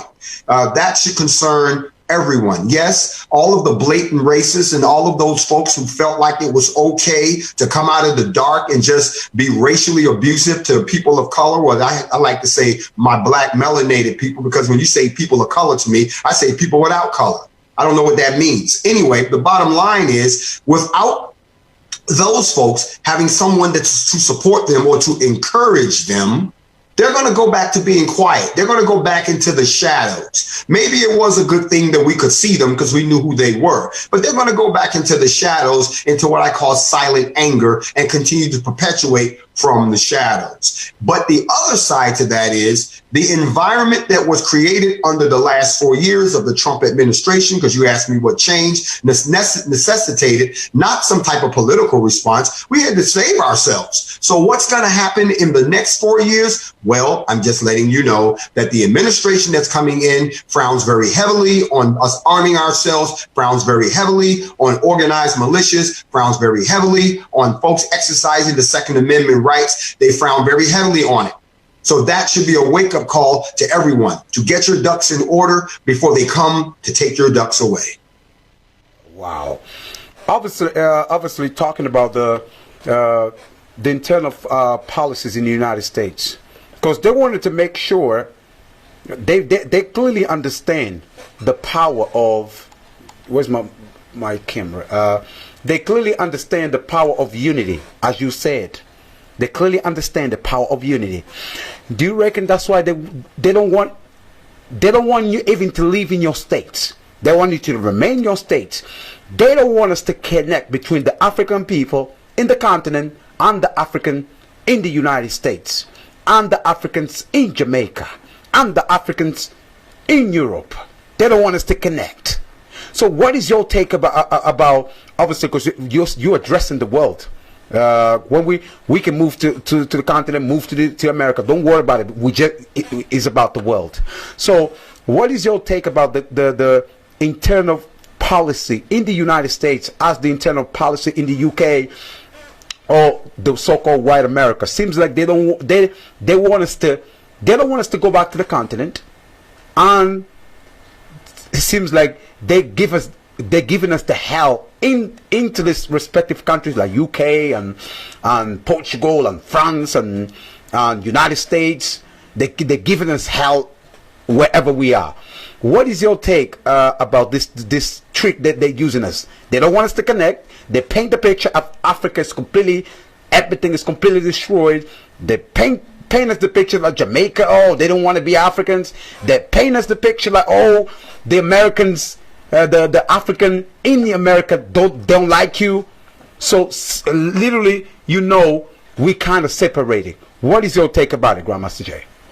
Well, a couple of things. The first thing, and I say this to everyone listening, is that we have to disassociate ourselves from what you just said, brother. And that is they. They control the media. They control the money. They. If we could move away from they and focus simply on we and ignore what they're trying to do and stop trying to assimilate ourselves into it and focus on us, then we could tell our own stories. We could write our own media. We could tell the truth that Africa is not some place where everybody's running around living in grass huts and don't have running water.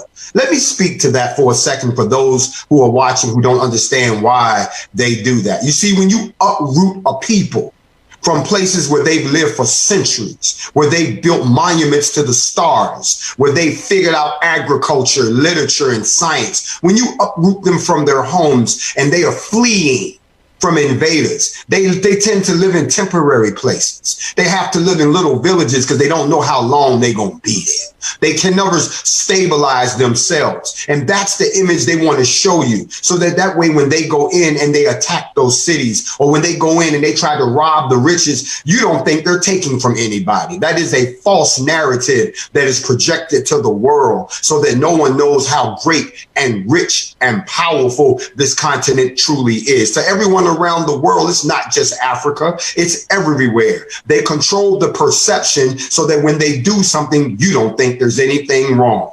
We have to collectively come together, tell our own story, paint our own picture, pay our own way, and circulate around each other so that people have to walk over and say, what are you all doing? Let me share this with you. One of the reasons that they are so against the NFAC in the United States is because we're 100% black. They can't get in, and they hate that. They can't contribute to us, and they hate that. We won't accept any advice, nor do we want grants from them. We are self-contained, and they hate it because of the simple fact they can't control the narrative. So that's why they won't talk about us. They don't know the dirt, so they can't investigate or infiltrate us. What they did was the only thing they could do. They can't find out who's in the house. They can't find out who's coming and leaving. They can't find out what's in the house. So what they've done is they've come after the homeowner. So they figure if we get him, well, that's a start. But at the end of the day, the policy is the same worldwide.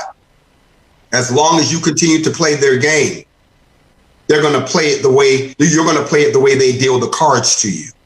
If you don't like the game, start your own game. Brothers and sisters, obviously we got a couple more minutes to go. We wanted really to open up the line, but the problem is if we open up the line, you will disrupt the maybe we can have Grandmaster Jay on the next show to just answer the call.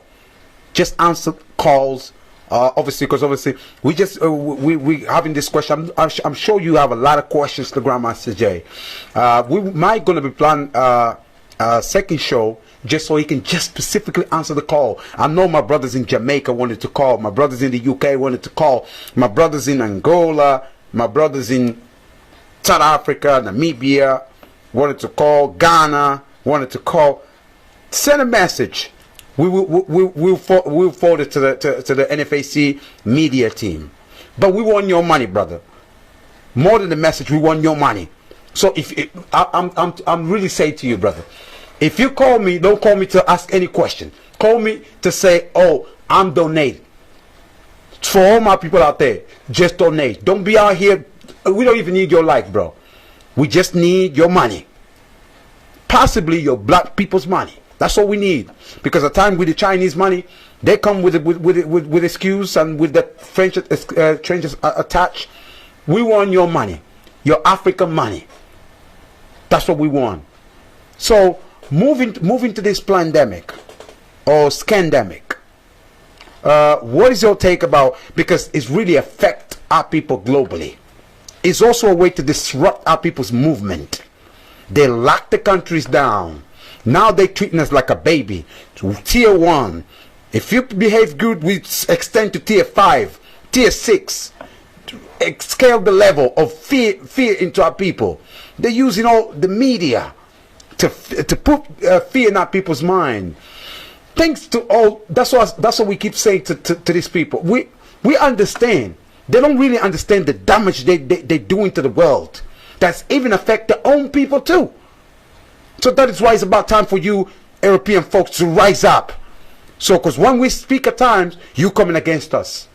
When we speak at times, you calling us name. So, welcome to the party. Welcome to the suffering room.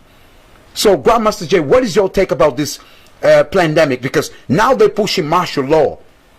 It's really affecting our people globally. Our economy, our livelihoods. We can't even breathe properly no more. We can't even walk properly no more without police ask questions all the time when we're on the streets. We can't even protest no more. They ask questions. What is your take about this pandemic? Let's just be my condolences to the family that lost their loved ones. But this is really a game they're trying to play on us. Let's just be honest. What is your take, Grandmaster Jay? Well, two things. First, as you said, my condolences to anyone who has lost a loved one throughout this ordeal. However, you need to understand something about your adversary. They're not afraid to break a few eggs to make an omelet. And if no one died, they couldn't hype it up. However, they also have a saying, never waste a good crisis. And I said this 9 months ago when I did a story called The Needle or the Bullet. You can look it up on my YouTube channel. And one of the things that I warned everybody about was not just how dangerous this particular disease or virus or whatever you wanted to call it was. What was more dangerous was that it was an opportunity for other entities to push forward their agenda. And I warned everyone that if this agenda got moving, that they would marshal all of us globally into the final solution of a police state and of some form of controlled population that almost borders on controlled slavery, not just of melanated people, but of everyone in the world. You see, when you're part of the elite and you control the vast majority of the wealth of the planet, while the rest of the world languishes and falls into disrepair, you know that you only need them for one of two things, either to work for you and produce things for you, or to continue your bloodline. Other than that, you have no use for them. And those of us who are of the African diaspora, we are sitting at the bottom of that food chain. So even though this pandemic does not affect us proportionally as it does our adversaries, they're using it as an opportunity to further another agenda. This is no secret that shots have been given to the good people of Africa that contain all kinds of illnesses and viruses designed to sterilize or kill them. Now, all of a sudden, we have this pandemic that's sweeping the world. But the first people they want to experiment on, or the first people they want to take an experimental vaccine as an actual vaccination, is you. And the crazy part about that is we're the most resilient to this particular ailment at this time. Check the numbers, do the research. Yes, it is a pandemic, but it's not a pandemic to eliminate everyone. It's either or. This pandemic is giving them the ability to set up a world containment structure. This is not about countries anymore. This is Manifest Destiny 2.0, and you're the guinea pig and you're in the trap. So these things that they're doing with controlling our movements, telling you that, you're under quarantine and telling you that you are under a curfew or that you can't travel unless you have this shot or a particular ID. These are the makings of a police state world. Wow. Brothers and sisters, that's what you're seeing. We're almost to the end of our show, but we're going to keep on pounding. Money. Ain't no more talking. It's about money. It's about understanding. If it's happened to Grandmaster Jay, it can happen to anyone else.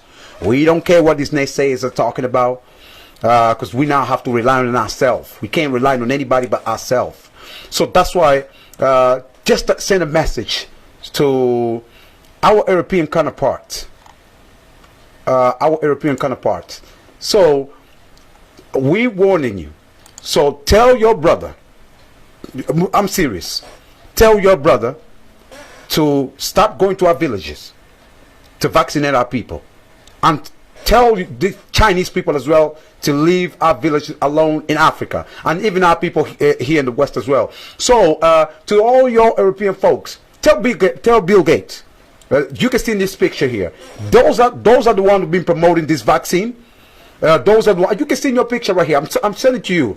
So if you are ignorant that you always like to be in a drink and pub, I want you to see the picture of him. It's him, this man right there. So you need to tell your go to Seattle, tell him to stop promoting this vaccine in Africa. Or you can tell the lovely wife Melinda Gates, stop promoting. You see in your picture right there, tell them, auntie, whatever you want to use, leave African people alone. So you can even tell Robert Murdoch, let's just understanding these people. Robert Murdoch controlled the media worldwide. Tell them, stop promoting all this vaccine. Soon as you switch the TV, they're in your neck, they're in your face all the time. So this man right here as well, Bill Gates, Tony Blair, don't forget about this man here. He created war, and then he's walking in the streets of London like he's a saint. Go ask questions to them. Tell them to stop leave African people alone. Moving to France as well, Macron. All this this man over here, this young boy, young gentleman. He's the youngest, only 40 something. He's a young. Go and tell him as well. Oh, go to Italy. Go to Italy. Tell Anthony Fauci. I know this family is still there in Italy.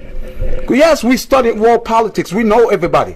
So we the same way you do research on us, we do research on you. Go to Anthony Fauci's family in Italy. Tell them, look, stop promoting this vaccine. Or if you're in Beijing, China, go to Xi Jinping. Tell him, stop leave Africa people alone. Yeah. Or if you can go to Russia as well. Tell Vladimir Putin, stop selling weapons to create rebels in Africa. Yes, Vladimir Putin, you can see in your screen right there. Or if you're in Brazil, tell Bolsonaro, the president, stop giving our people hell. That's why I want to send this message to you, brothers and sisters. Or if you're here in the UK, tell Queen Elizabeth with respect. Tell her, no, we tired of this. Tell Queen, or tell this gentleman Boris Johnson. Tell him, just be honest. Tell him, look, with all due respect, you need to stop this game that you're trying to play with the people worldwide. That's my message to all of you right there. So move to Grandmaster Jay. Obviously, now that is this pandemic's going on, we have to find our way. It's really about us now. To find our own way and then do for self. Regarding reparation, you've been pounding on reparation as well. Give my camera. You've been pounding on reparation, or integration, or separation. Which one that you've been stand for? Which one that you really seeking to push in? We know that the 2020 was about. It was about the kickstart of the NFAC footsteps into our communities, into our villages. So move on this year. What is your take about? Because a lot of brothers and sisters still pushing reparation, but some of our brothers and sisters say, we want to do a separation. We wanted to do our thing. What are you preparing to push on from now on? 2021 is the year of separation. 2021 is the year of Exodus for a lot of us. We have been begging all around the world for reparations that apparently can be paid to everybody but us.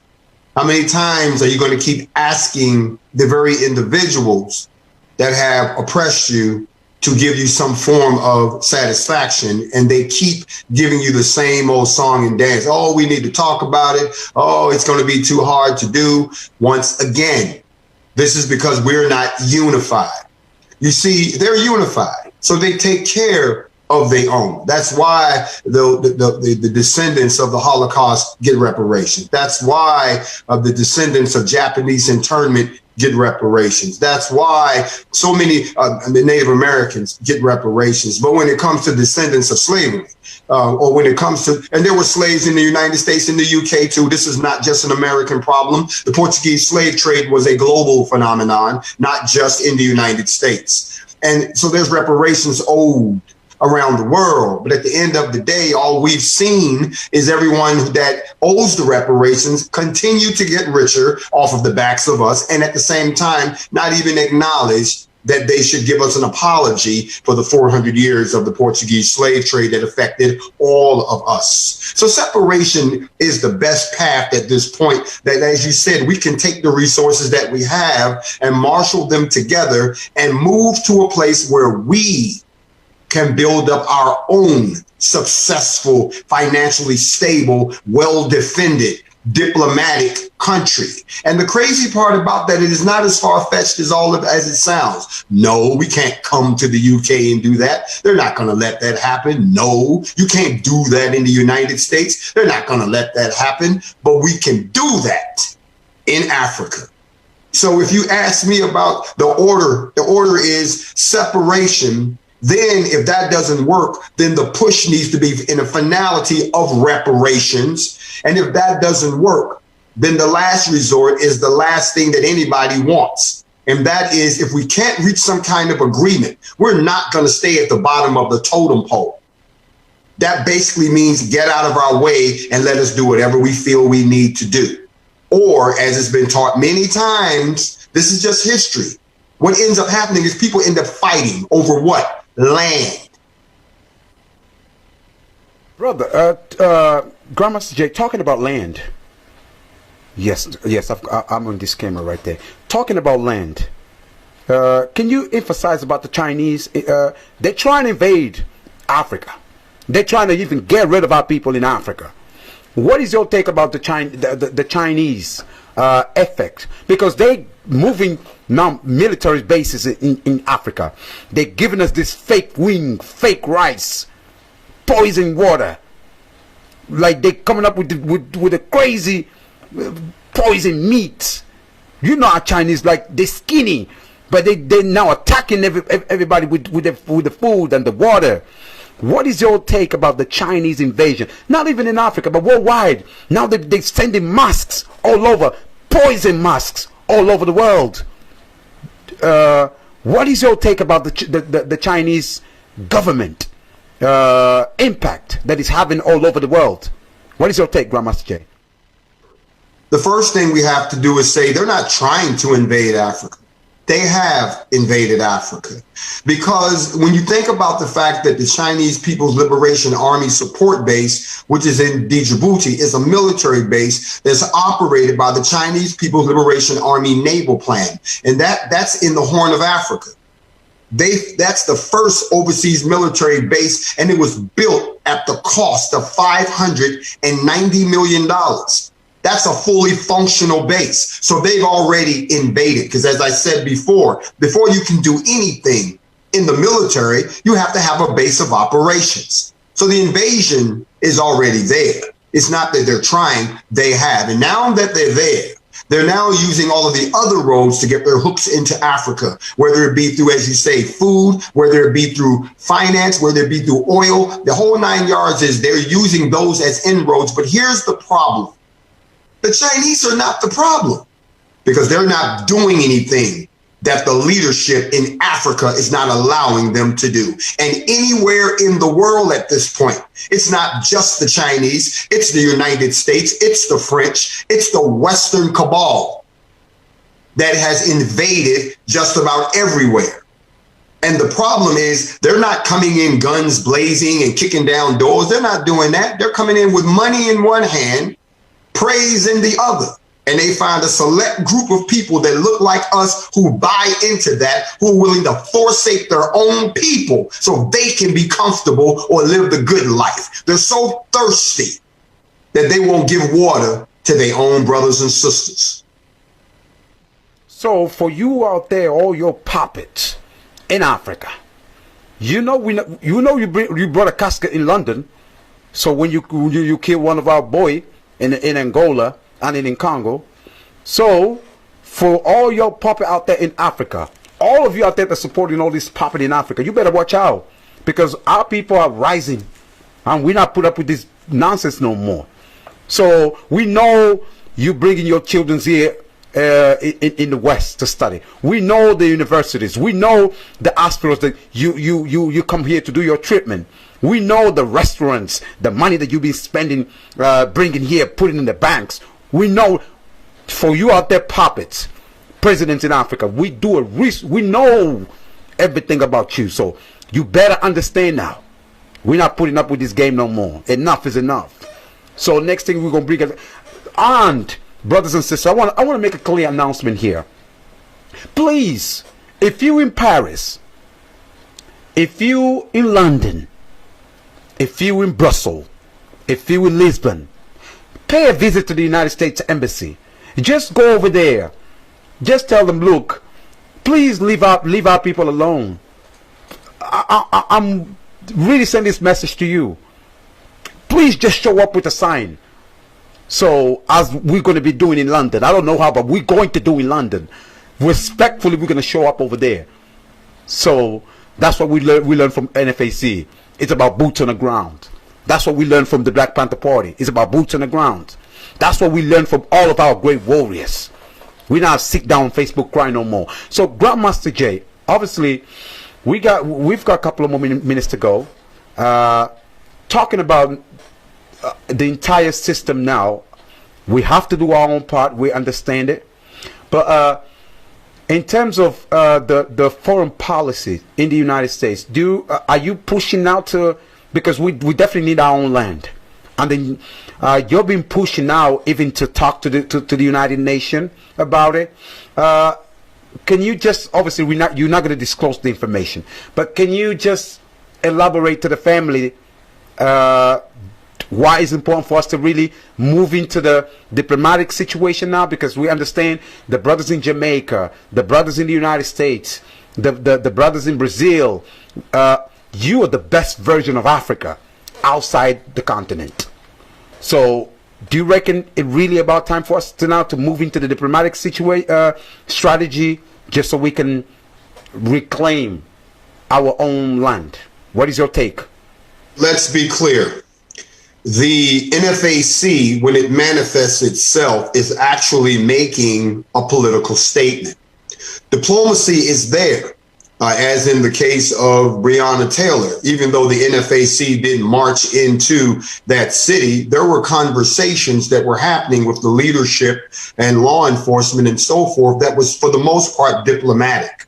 So when we start talking about the overall game plan at this particular juncture, as I've said it many times before, that the African Americans that are in the United States are in the best position at this point to put together a walking, breathing organism that can do all of those things, defend itself, be diplomatic, and expand into the other 5 arms that we would need to form the for a black government or a black civilization entity that could be diplomatic. One of the goals that we've always said was that when you build an ethno nation for us, that once it becomes self-sufficient, once it can defend itself, once it can sit at the table at the UN through some form of adoption or so forth, then they should then be in a position to come back to these other countries and have diplomatic discussions about getting those reparations that are owed. I want to circle back to something else that you should be mindful of, because you raised the question about the Chinese in Africa. The truth of the matter is there are several African governments that are hosting foreign military bases. And this is despite the fact that the AU, the African Union Peace and Security Council, has ongoing concerns that they've talked about of the proliferation of foreign military bases on the continent.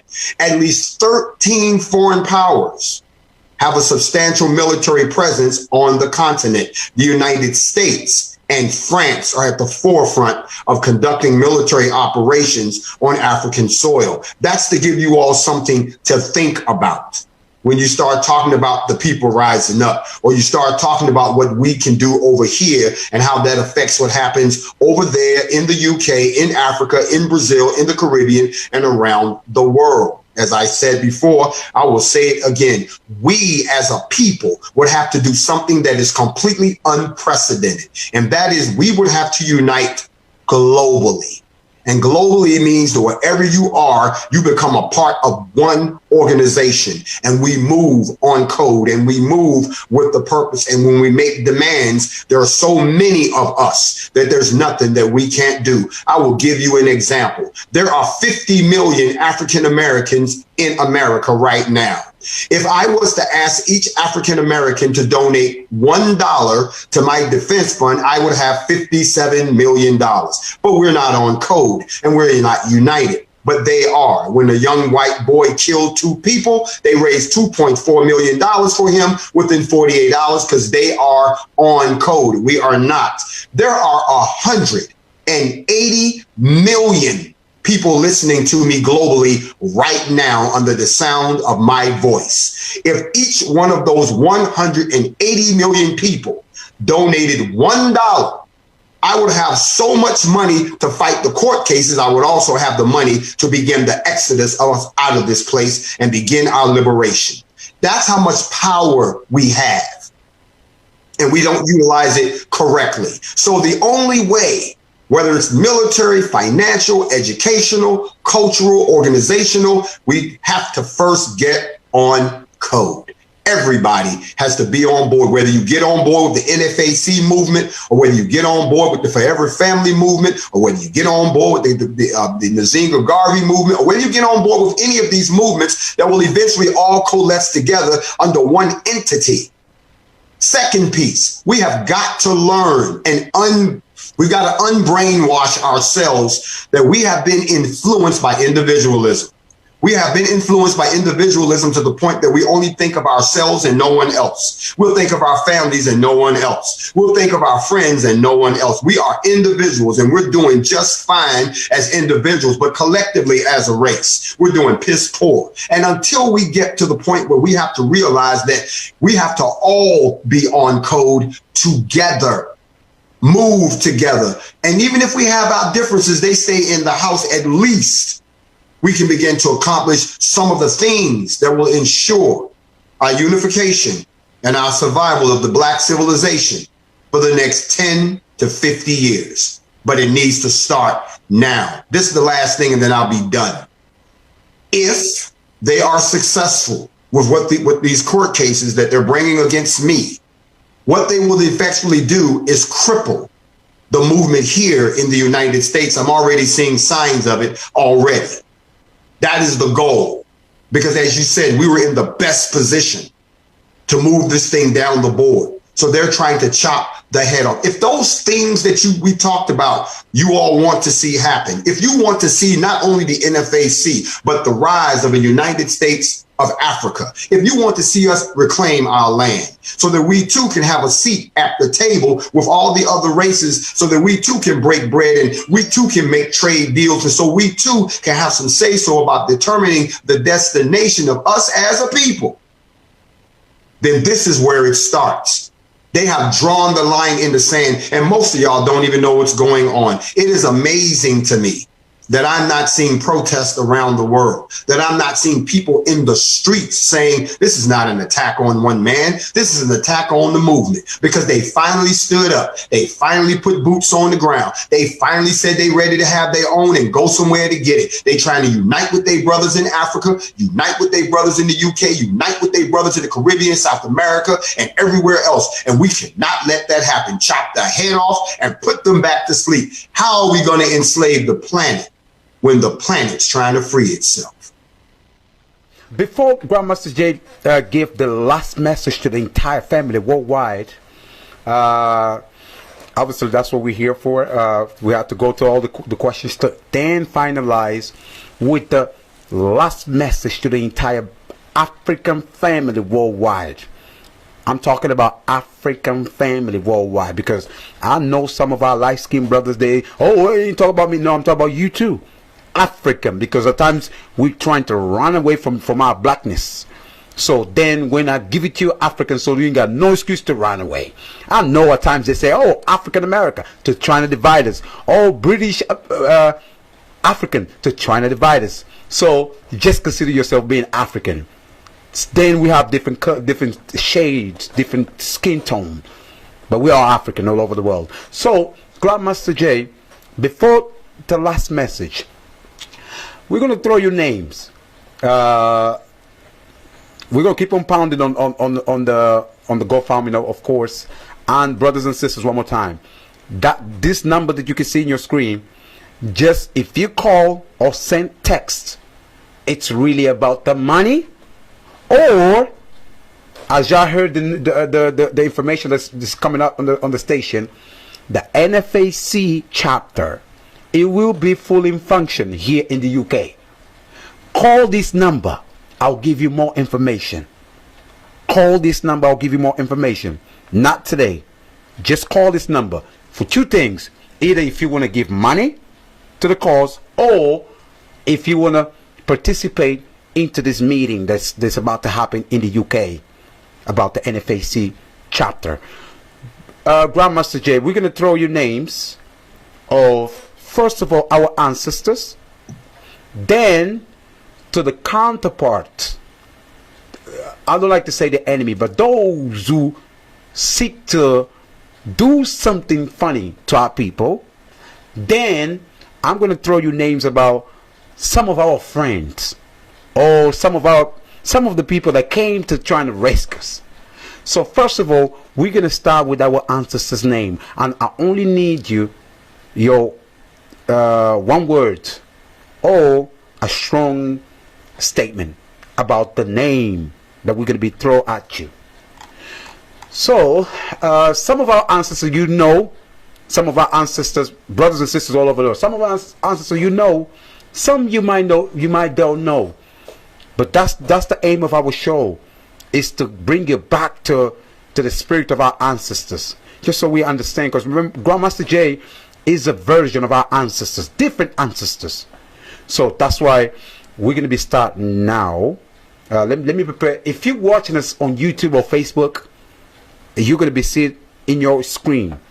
I'm going to be start throwing the names of actually this ancestor that passed is resting. He rested last year. So we starting off of,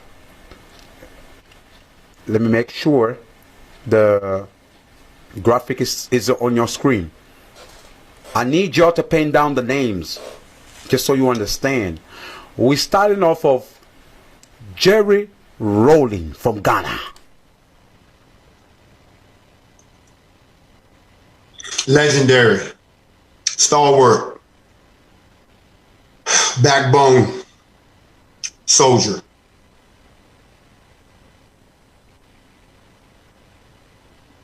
Foundational.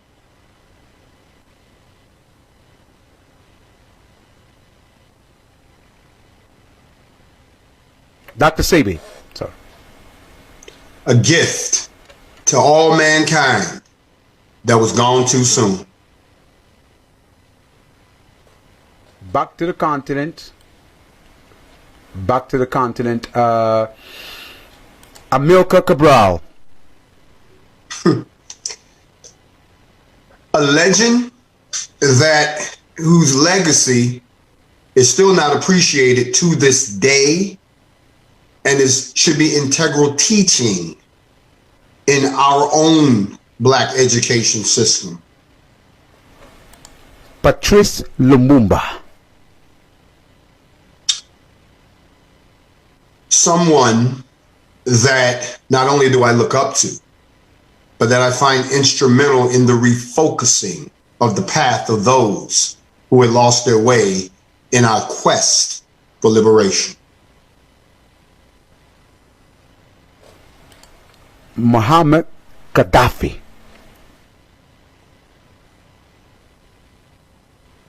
Missed, maligned, assassinated. Robert Mugabe. I don't want to use the word God, so I'll say a representative of the Most High, a servant, job well done. Kwame Nkrumah, Ghana. Legendary.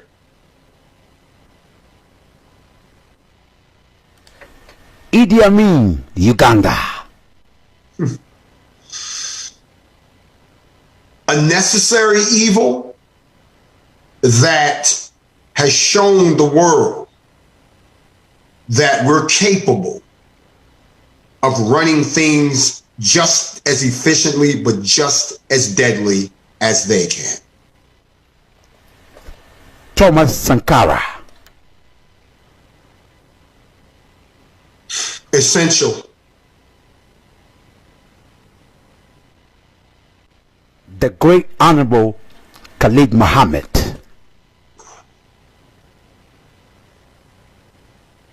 The ancestral cry personified.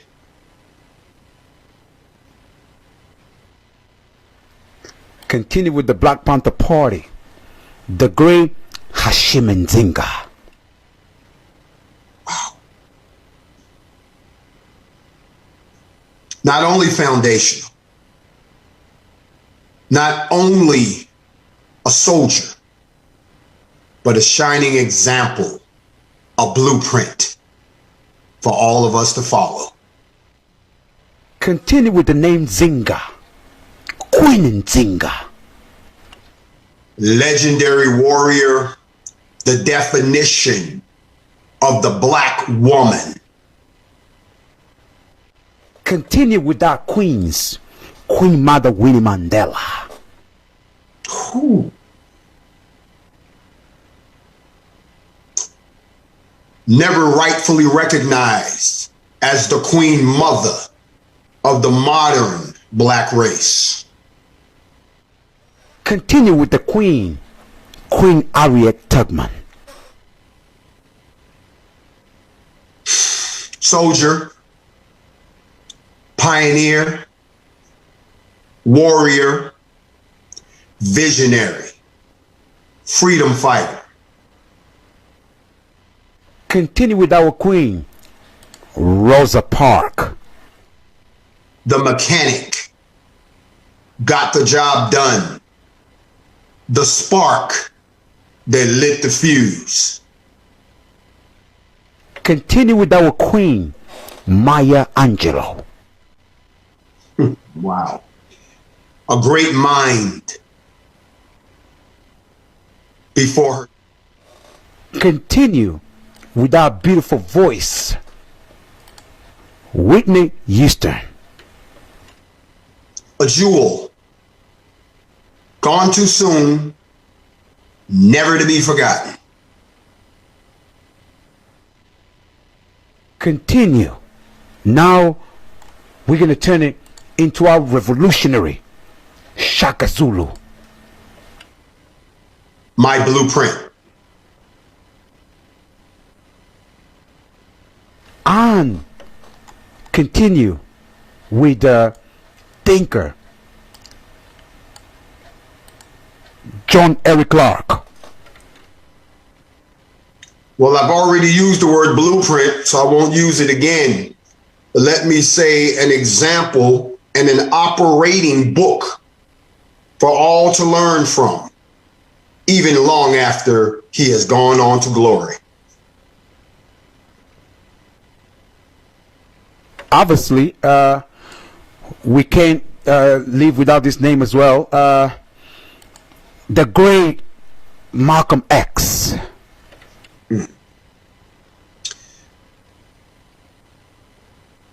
a messenger of the Most High, before his time, but right on time. And obviously, we can't leave also without this name, Dr. Martin Luther King. Another anointed messenger ahead of his time, and still to this day being falsely maligned when they excused the fact that he woke up, and when he did, they took him away from us. We can't also leave without mentioning this name, Nelson Mandela. The father of the modern black community. Also, we can't also leave without mentioning this name, Elijah Muhammad.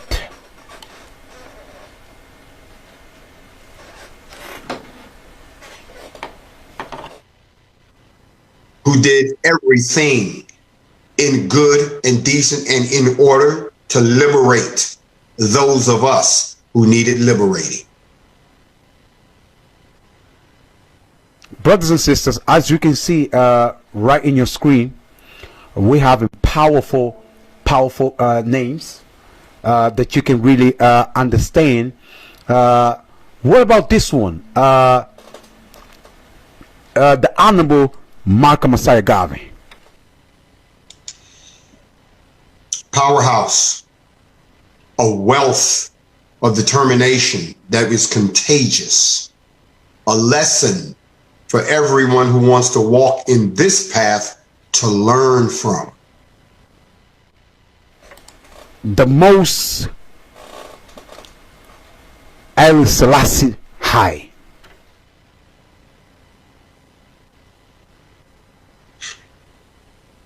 There are no words sometimes to describe the souls that are sent into the earth realm to assist the uplifting of the people.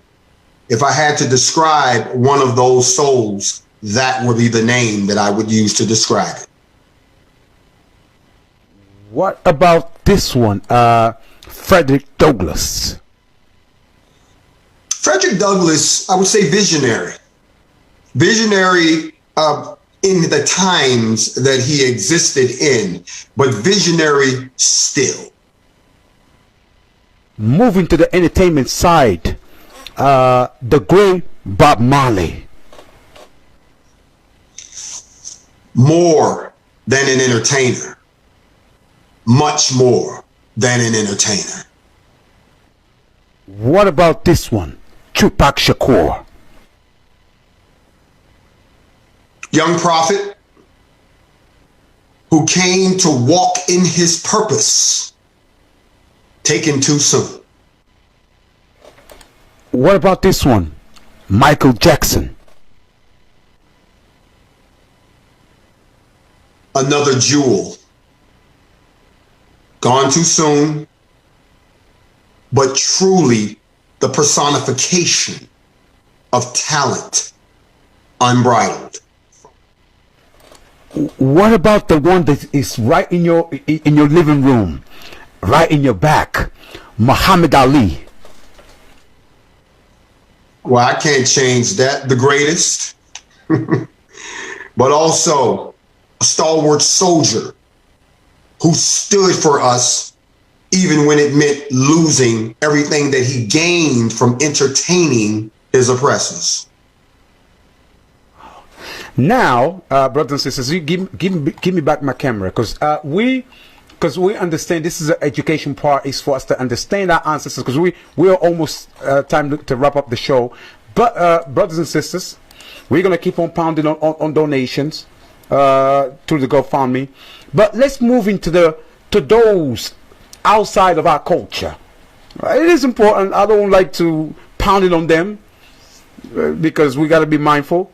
But it is important for us to also educate those who created all this mess around the world. So let's talk about our counterparts. Should I say counterpart? Maybe counterpart. So the European and the Chinese leaders. So let's start with this one. So we want to hear your thoughts on this one. So we're going to start off with none other than, it is important. I wanted to get your view about it. Bill Gates. Bill Gates is a wealthy person who is parlaying his wealth into things that drive agendas that are detrimental to us as a people. He's very dangerous, and the agenda that he's driving will see us all either eliminated through genocide or enslaved in a vaccinated, digitally ID chipped, sun blocked out world where we are nothing more than pieces of chatter. Anthony Fauci. Earth right now.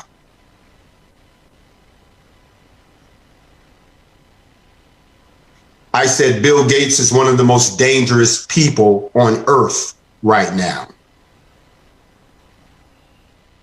Moving to German, Angela Merkel. Repeat that again, I didn't hear. Angela Merkel, the German Chancellor. Once again, all of these people you're naming are all part of one group with the same agenda, with the same goals. I'm going to say this about everyone you name, especially if they're sitting in any Western government, especially in Europe. I don't separate them because they meet regularly to reemphasize this particular agenda. So you can save whoever is running Germany, France, or any of those other European countries, and then lump the United States in with them too, and the People's Republic of China. They're all on the same page. Wow. So we really wrap up, because you mentioned, you said everything, because we got so many pictures here to throw at you, but it's really about for our people to understand who's causing all this damage around the world. I know who's been complicit and being part of the destruction of our family worldwide. So that's why it's really important for you to understand. But moving to our friends, because we got so many names. We got Putin here. We got Murdoch. We got Xi Jinping from China. We got so many people here. But let us talk about the friend. I don't like to. Some people consider them to be friends. Some people consider them to be just opportunity, like those they wanted something from us. So let's talking about this name here real quick. It is important to bring this name here. Let's talking about this name right. Just 1 second. Let's talking about this name right here. Fidel Castro.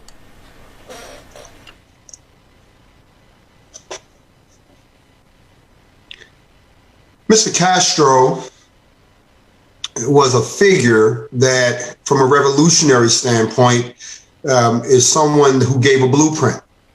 I'm not saying that I would support the regime that he found himself under, which would have been the communist regime of Russia at the time, but the independence that he was able to carve out for his small country in the proximity of the United States is something that I would have to say is admirable for any government or anyone of that size.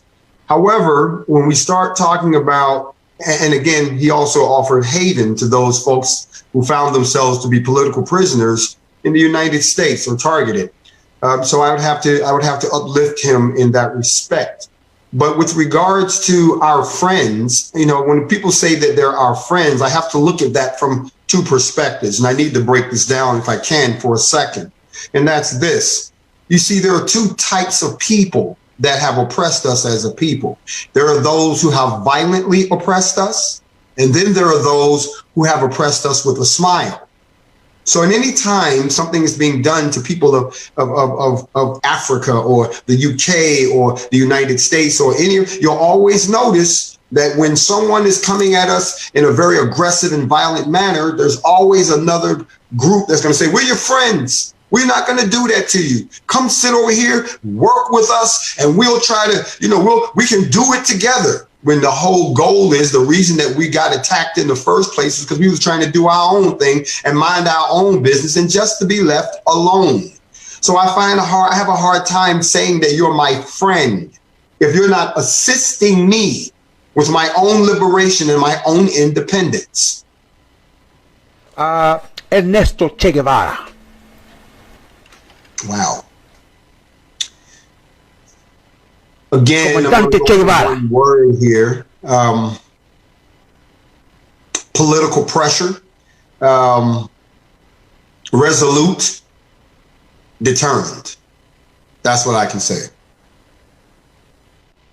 El comandante Hugo Chávez Fría. Soldier,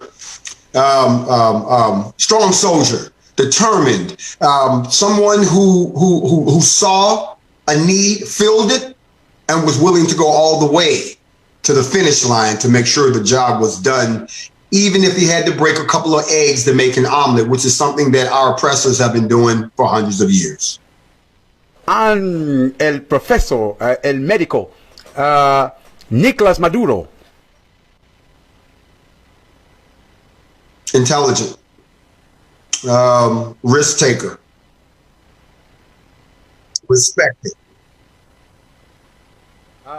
We got last one out. No, we got two more. El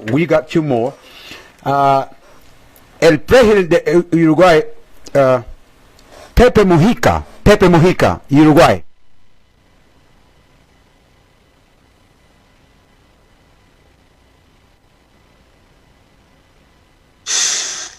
For us is very humble. One of the president, I gotta say, he don't live in the presidential policy, driving the little car that the government that is bought.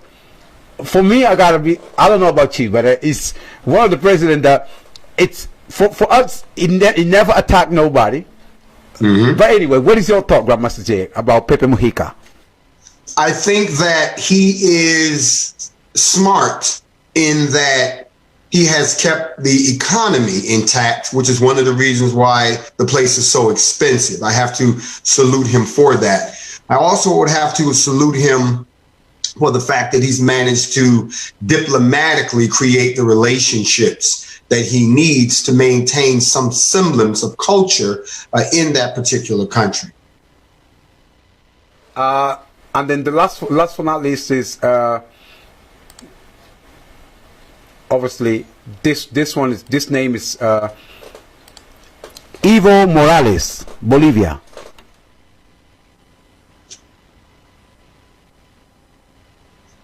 I don't believe that my description is going to be accurate because there's a lot that's not known. But from what I do, I mean, as far as internally, but on the surface, I would have to say that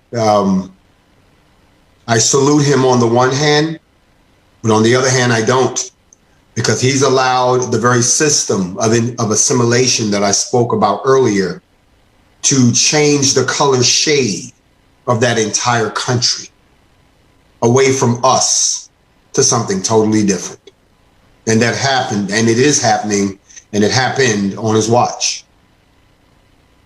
So now, brothers and sisters all over the world, so I need you to pay attention. This is the last message of Grandmaster Jay to you at this show. So I want you to pay attention. The message is being felt. We shoot the message into different corners. Obviously, we talked about a lot of things about the foreign politics, about the internal politics in the United States. We talked about a lot of things, but we come to the conclusion it is about the situation that is happening with Grandmaster Jay right now, and that's why we need your help.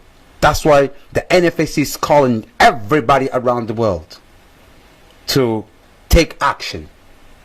So, Grandmaster Jay, the floor is yours. The first message is to the entire African people all over the world. So I don't care if you're in Jamaica, if you're in Brazil. Remember, Brazil is the second largest nation outside Africa. After Nigeria is Brazil. Make no mistake about it. Brazil is an African nation. So to our brothers and sisters in Brazil, to our brothers and sisters in the Caribbean, Jamaica, all of our people over there, Jamaica is just an extension of Africa as well. Make no mistake about it. Our brothers and sisters in Europe, our brothers and sisters in the continent, and our brothers and sisters in North America and South America. What is your last message, Grandmaster Jay? The floor is yours. First, I want to say to everyone around the world that my first message is, I love you. We have to learn to fall in love with ourselves all over again. It's okay to be melanated. And I want you all to know that I unconditionally love all of my brothers and sisters around the world. I think that our differences is what makes us beautiful. No matter what shade you are, it makes us beautiful. Our differences are the thing that makes us a united people. So my love for you is unconditional. And we need to have that same love for all of our brothers and sisters and realize that whatever their struggle is your struggle too. Whatever your struggle is their struggle too. Our struggle here in the United States is your struggle too. Your struggle in Africa, your struggle in the UK, South America, the Caribbean is our struggle too. And the only way that we're ever going to get any points on the board, the only way that we're going to push back against the wave of oppression and elimination that's being slowly subjected to us globally is that we must all push back together at one time. This example is what we're talking about with this GoFundMe is a prime example. They do it to us every time. Every time something happens, when the church burned down in France, everybody around the globe got together and gave them what they needed to fix it back up. When someone has a disaster in one of their countries, all the countries come running and they try to bail them out. We as Africans around the world have to stop hating each other. You've been brainwashed to do that. We're a loving people. We're a compassionate people. We're a spiritual people. We're an advanced people. We're a highly motivated, educated people. And until we start to walk in that purpose together, they are going to keep leaving us behind. Stop believing everything negative that you hear about us and stop going and believing everything positive that they tell you about themselves. Do your research. We have got to get on code. I'm asking each and every person that's listening to me right now, even if someone has to interpret it for you, go to my GoFundMe site and contribute so that I can get out of this situation, so I can come to the UK, so I can come to Africa, so I can come down to the Caribbean, so I can come down to South America and be with my people, and we can start having unification talks in person. We can lead movements 10 times bigger than what we've done here in the United States. You are all members of the United Black Kemetic Global Nation, all of you. And right now, if no one else wants to step up and put their neck on the line for each and every one of you, I am, and I will. I love each and every one of y'all. This is my message to the entire African nation, no matter where you are, whether you're in the motherland, in the Europe, whether you're down in the islands, whether you're inside of South America, even if you're over in the Philippines, in Asia, if you're tuned in and you're listening, show your honor, not with lip service, but with the one thing that they use against us every day that we have a chance to use against them, our spending power. I humbly ask you to help me win this battle so that I can help us win our battle. Uhuru. Brothers and sisters, you heard the words. All I need, as I say to you, the numbers right there in your screen. You need to get to the website, blocknfac.com. blocknfac.com. Get over there. and donate, or you can go to the GoFundMe page. There's not any other Bebop before I let Grandmaster Jay go. Any other Bebop. The GoFundMe page is what you see in your screen right now. It's right here. GoFundMe page. You go to the GoFundMe page. Just write Grandmaster Jay Legal Defense. It's right there. I can show you right in your screen. This is the GoFundMe page. Grandmaster Jay / You can just go out there and write this name. It will come up right there. Do your parts, brothers and sisters. I'm pleading you. I'm calling all of our people worldwide. Do your parts, because if this happened to Grandmaster Jay, it can happen to anyone else. I'm not.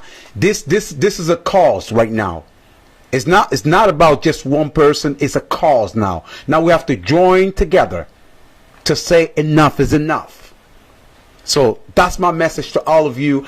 Grandmaster Jay, for me is, go ahead. One last thing. Additionally, get out and go to your embassies, the U.S. embassies, and protest this political lynching that's happening of me in the United States. Brothers and sisters, as you can see, showed up. Now ain't no more talking. Now there's no more Bebop. In love, just express your solidarity. As people planning to do in London, I know that, because people have been calling me. So you're gonna have the date. We know we got a lot of revolutionary soldiers in London. Even though some of our brothers and sisters are too scared, they're sleeping, but because of this cold weather here. But don't worry about it. Brothers in Africa, we're gonna come give you some love. We got brothers in Jamaica too. So that's why we need your support. So Grandmaster, before I let you, any last message you want to send to the family before we let you go? Because we know, I don't know if you want to leave any contact or any more information that I said. I said the website, I said the GoFundMe page. There is any contact for the NFAC information for people to go to? Well, not just so much the NFAC. Folks can follow what I'm doing on social media, Instagram. I'm not on there right now. And I'm not on any other social media platforms except my videos are on YouTube if you want to look at the archives. But for the most part, follow me on Instagram at the one Grandmaster Jay. But other than that, I would encourage you to go to, as has already been said, www.blacknfac.com. You can donate there, or you can go to the GoFundMe, which has already been provided. Other than that, I'm just going to keep saying it over and over again. I have nothing but love for my people. And if this is the price that I have to pay because I'm in love with my own people and want to see us liberated and free, then so be it. All I ask is that when y'all tell the story about me, tell it correctly, that I loved you all until the end. Shalom. Thank you so much, Grandmaster Jay, for all the message. We're definitely going to have you again for specifically just answer the call, because because obviously if we'd have opened up the line, you would have a lot of people calling, but this is just a message. Then next show is just going to be about answer the calls, and because there's so many people going through so much, and you inspired so many of our people worldwide that sometimes I don't really think the brothers in the United States, the sisters, understand your message really hit so many people's life. Even to our people in Congo and Angola, they've been calling me, say, Alpha, I got my strap. What's it say? We got strapped up because of Grandmaster Jay. And I see brothers and sisters with a little AK-47 Kalashnikov say, oh, Alpha, I got mine. I'm like, bro, where did you get this from? So I know it's to protect my village. I'm like, okay, great, do your thing. So I salute you, and then we're definitely going to keep the information alive. And as I say to you one more time, brothers and sisters, call this number. If you call this number here that is in your screen, it's really to talking about two things. Either you're going to donate, or you're going to join the meeting that's about to happen in the UK, NFAC. brothers and sisters. So thank you one more time, Grandmaster Jay. So I will, if you could just mute yourself, we're going to talk off air real quick. I'm going to play a quick song for you to finalize the show. But one more time, brothers and sisters, Alpha Quabo, share this message all over the world. We have to extend our time because it's really important. We have to extend our time, but spread this message to the entire family. We're going to give it to you on YouTube, on WhatsApp, on Radio Diamond TV, all over, just so you can capture the message. NFAC is here to stay, and that's why the Supreme Commander of the NFAC need your support. We got a quick call. I think we definitely need to answer this call. Is one of our warrior. We just need to, brothers, stay there. We definitely need to answer this quick call. Who are we talking to? Real quick. Hello? We totally live.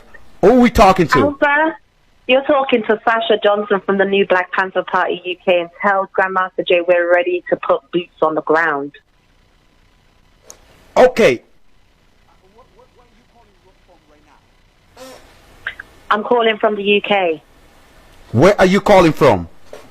UK. Okay. Explain. Obviously, you're in the UK, London. You're in the UK, London. So, y'all been talking about the preparing to put boots on the ground. Explain to us what, obviously, with the situation that's going on with Grandmaster Jay. I know you're a warrior in London.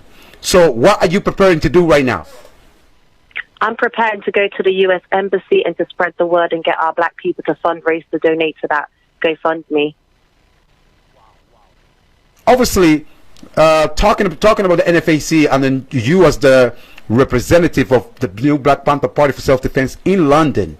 So, seeing what's happening with Grandmaster Jay, what is your thoughts, real quick? The same thing is happening to me. They're about to take me to the Crown Court under racial aggravation. I'm on bail at the moment, so I understand completely what he's saying, and it's deafening the silence that our people go to when it gets to these levels, but they're loud at the other levels, but we need to be just as loud when it comes to these levels. When people put themselves in danger to protect us, we need to stand and protect them. Wow. As you can see in your screen, this is the warrior sister you're talking about. You can see in your screen, Sasha X. Do the research. Sasha X. She's shaking the brothers and sisters here in the UK, including the British system. She totally torn this system ups and down. So that is why we're gonna send you a salute, Sasha X. Thanks very much for your call, and we're definitely gonna connect. Black power, black power. As you can see, brothers and sisters, we definitely had to answer this call. We definitely give me my camera. So we gotta go. But I think you heard the message. Sister Sasha X in London, ready to put boots on the ground. What about you? I'm ready to put my boots on the ground. That's what I always do. So we count on you, brothers and sisters. Watch out. So we leave you with this amazing song, African Unity, by our brother in Africa. Because we know, brothers and sisters, there's a lot of songs. So I'm leaving you with this amazing song. But it's about the money. Make no mistake about it. Prepare your boots. We're coming to the embassy in London. But prepare your boots and your money. I'm leaving you with this amazing track right here. Africa Unity. Watch this song for you. African Unity Worldwide. Hold on a second. Let me make sure the song is clearly. It's just a 2-minute video, but just understand. Watch this message by one of our warriors in Africa. Watch this out. And then thank everybody that been promoting this amazing show. Whether you're in Caribbean, whether you're in the continent, whether you're in Europe, whether you're in the United States, North of America, South of America, thank you so much for this amazing show. Now the ball is on you. Promote this show and then tell the family that we're ready to stand in solidarity with one of our great that needs your support. I'll leave you with this amazing track before we're having a quick chat with Grandmaster Jay. Watch this out real quick. 2 minutes. Coming right back next week. And respectfully, I gotta say, Black Power. Just so I can escape you today. Black Power. Respectfully. I'll leave you with this amazing track. African Unity.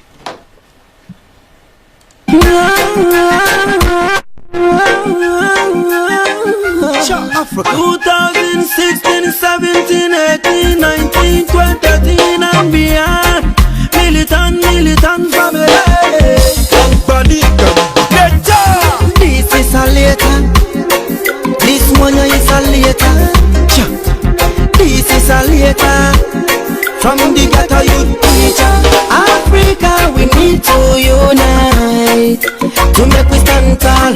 Africa, we need to come together to make we stand tall.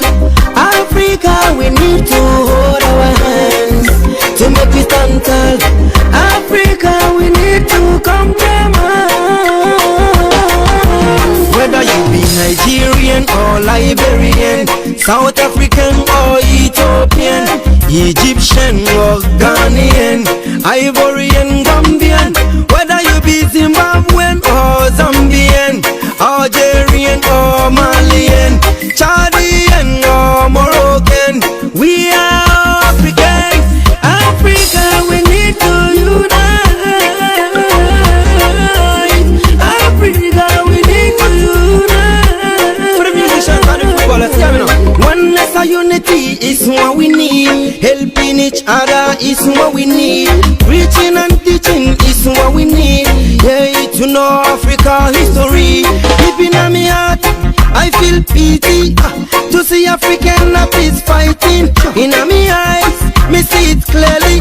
How the fans making this interesting by insulting, Snapchatting, tweeting and Facebooking. This not be what you for do. You for make one make Africa rule. This be what you for do. Promoting our music, make it fly boom, make it fly boom. You for remember say, it be Africa we do. It be Africa. You for remember say, together we must come now to play.